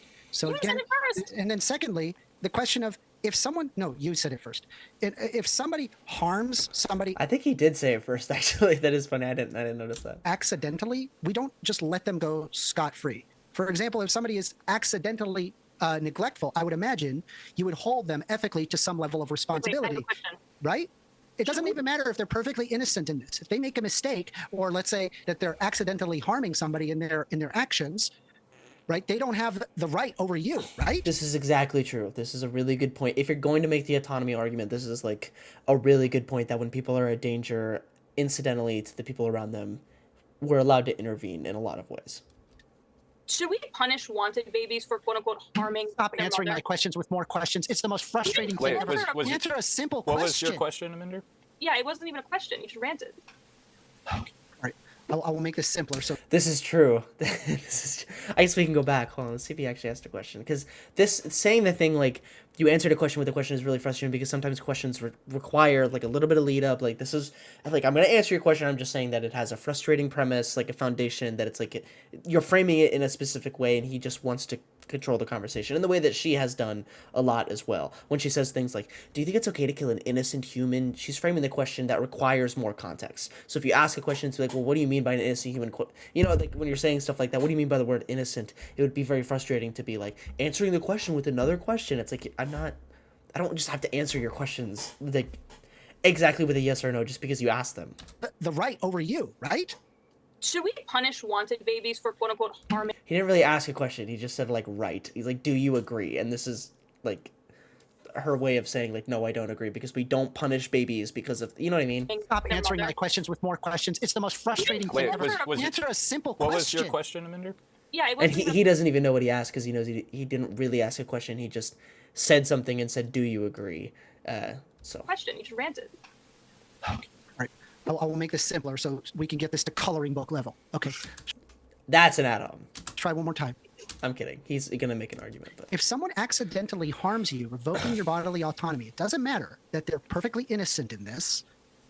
You would hold them responsible ethically, right?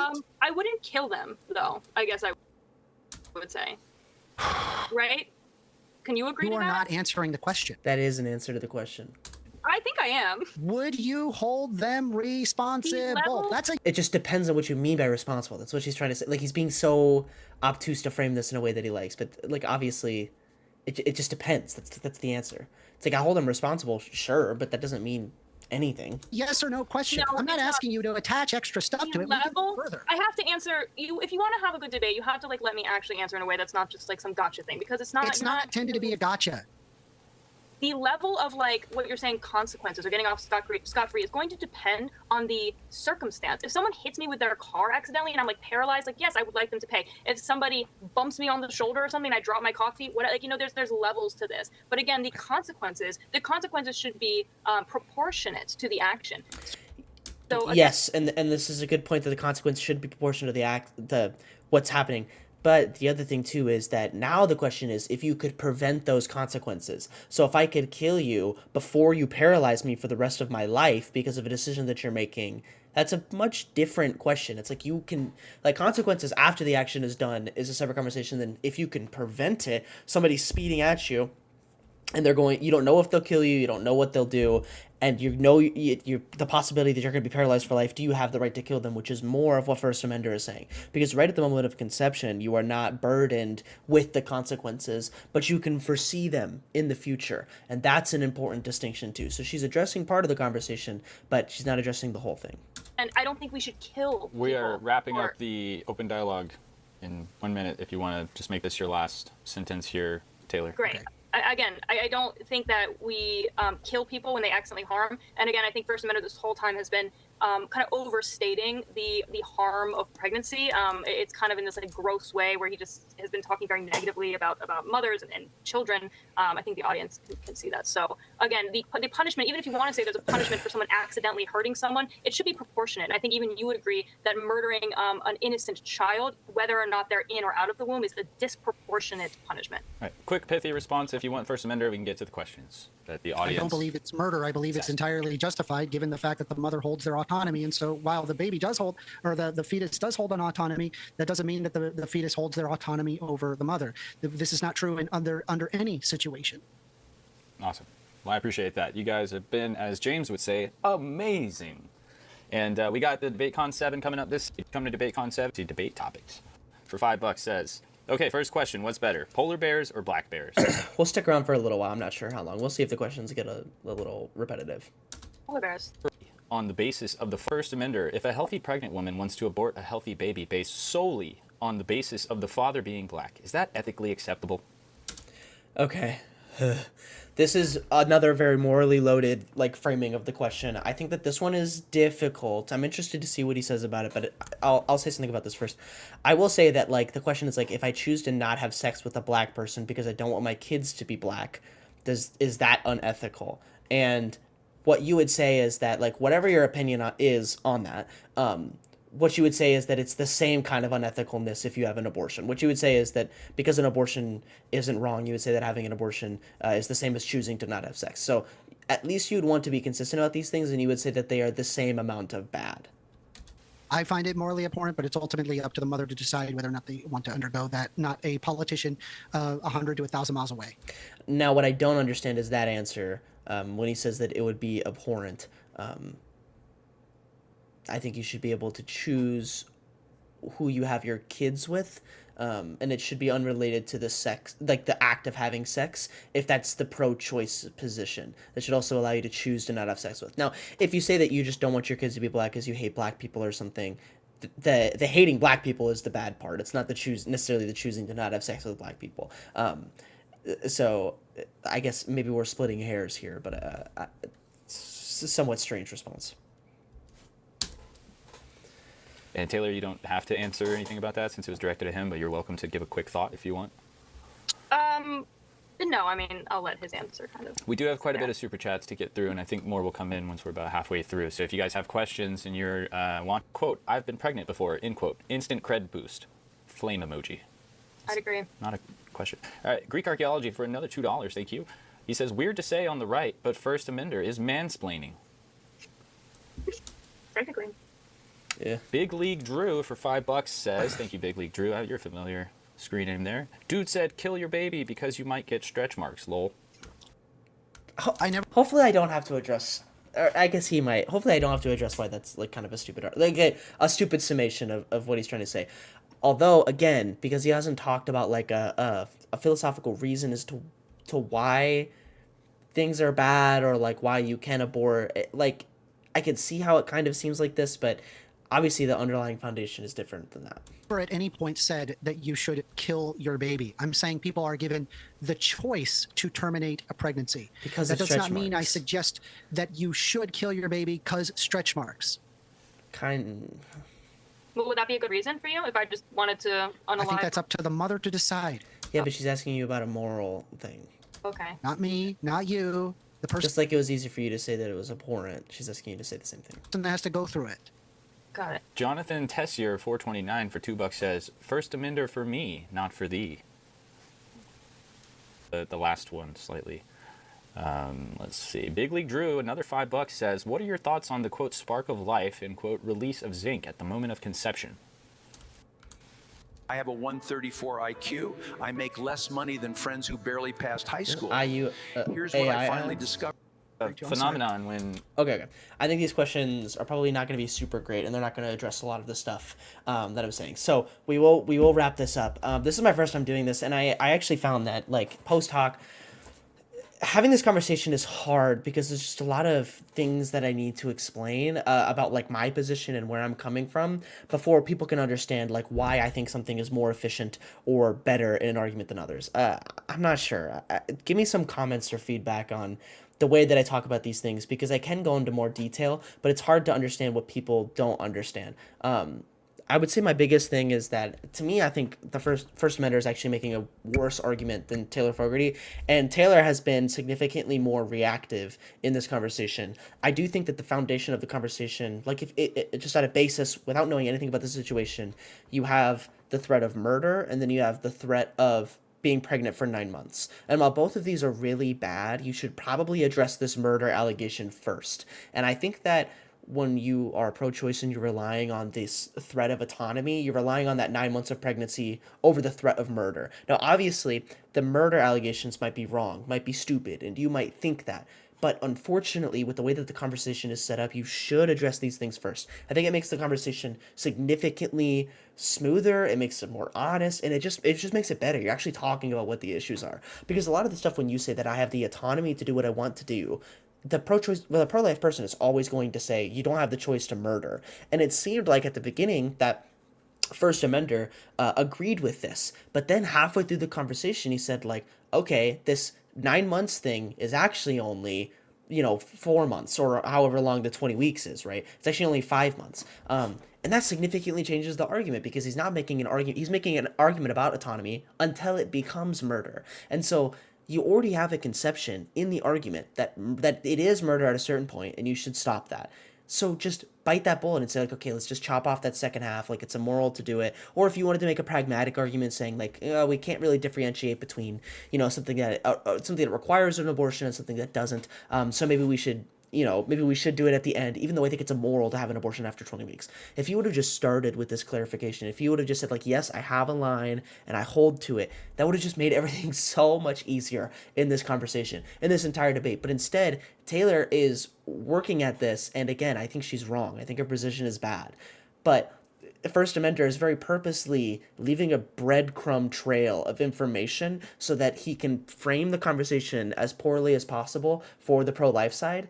And so then at the end, he can just kind of like flame her for how bad the framing was at the beginning, instead of actually engaging in this argument. And I'm not sure if this is an intentional decision because he's had so many debates and he kind of knows how to do this, or if it's because he doesn't really have a great foundation for why he thinks that 20-week mark is the way that it is. I just think this conversation would benefit so much from some sort of philosophical foundation, although I do think that pro-lifers take advantage of this the most. Once you give them the bone and say that this is going to be about something philosophical, they tend to grandstand on this like moral ideal of protecting humans at all costs. And so I do see the risk of talking about this super philosophically and saying, like, okay, like, who is harmed in an abortion? Why is it bad to kill somebody? Is it samely bad to kill somebody in this way? Stuff like this. Like, I can understand that it leaves you kind of vulnerable to getting asked stupid questions, but I think that because the conversation is designed the way that it is from the pro-life perspective, it seems like it's just kind of how you have to do it.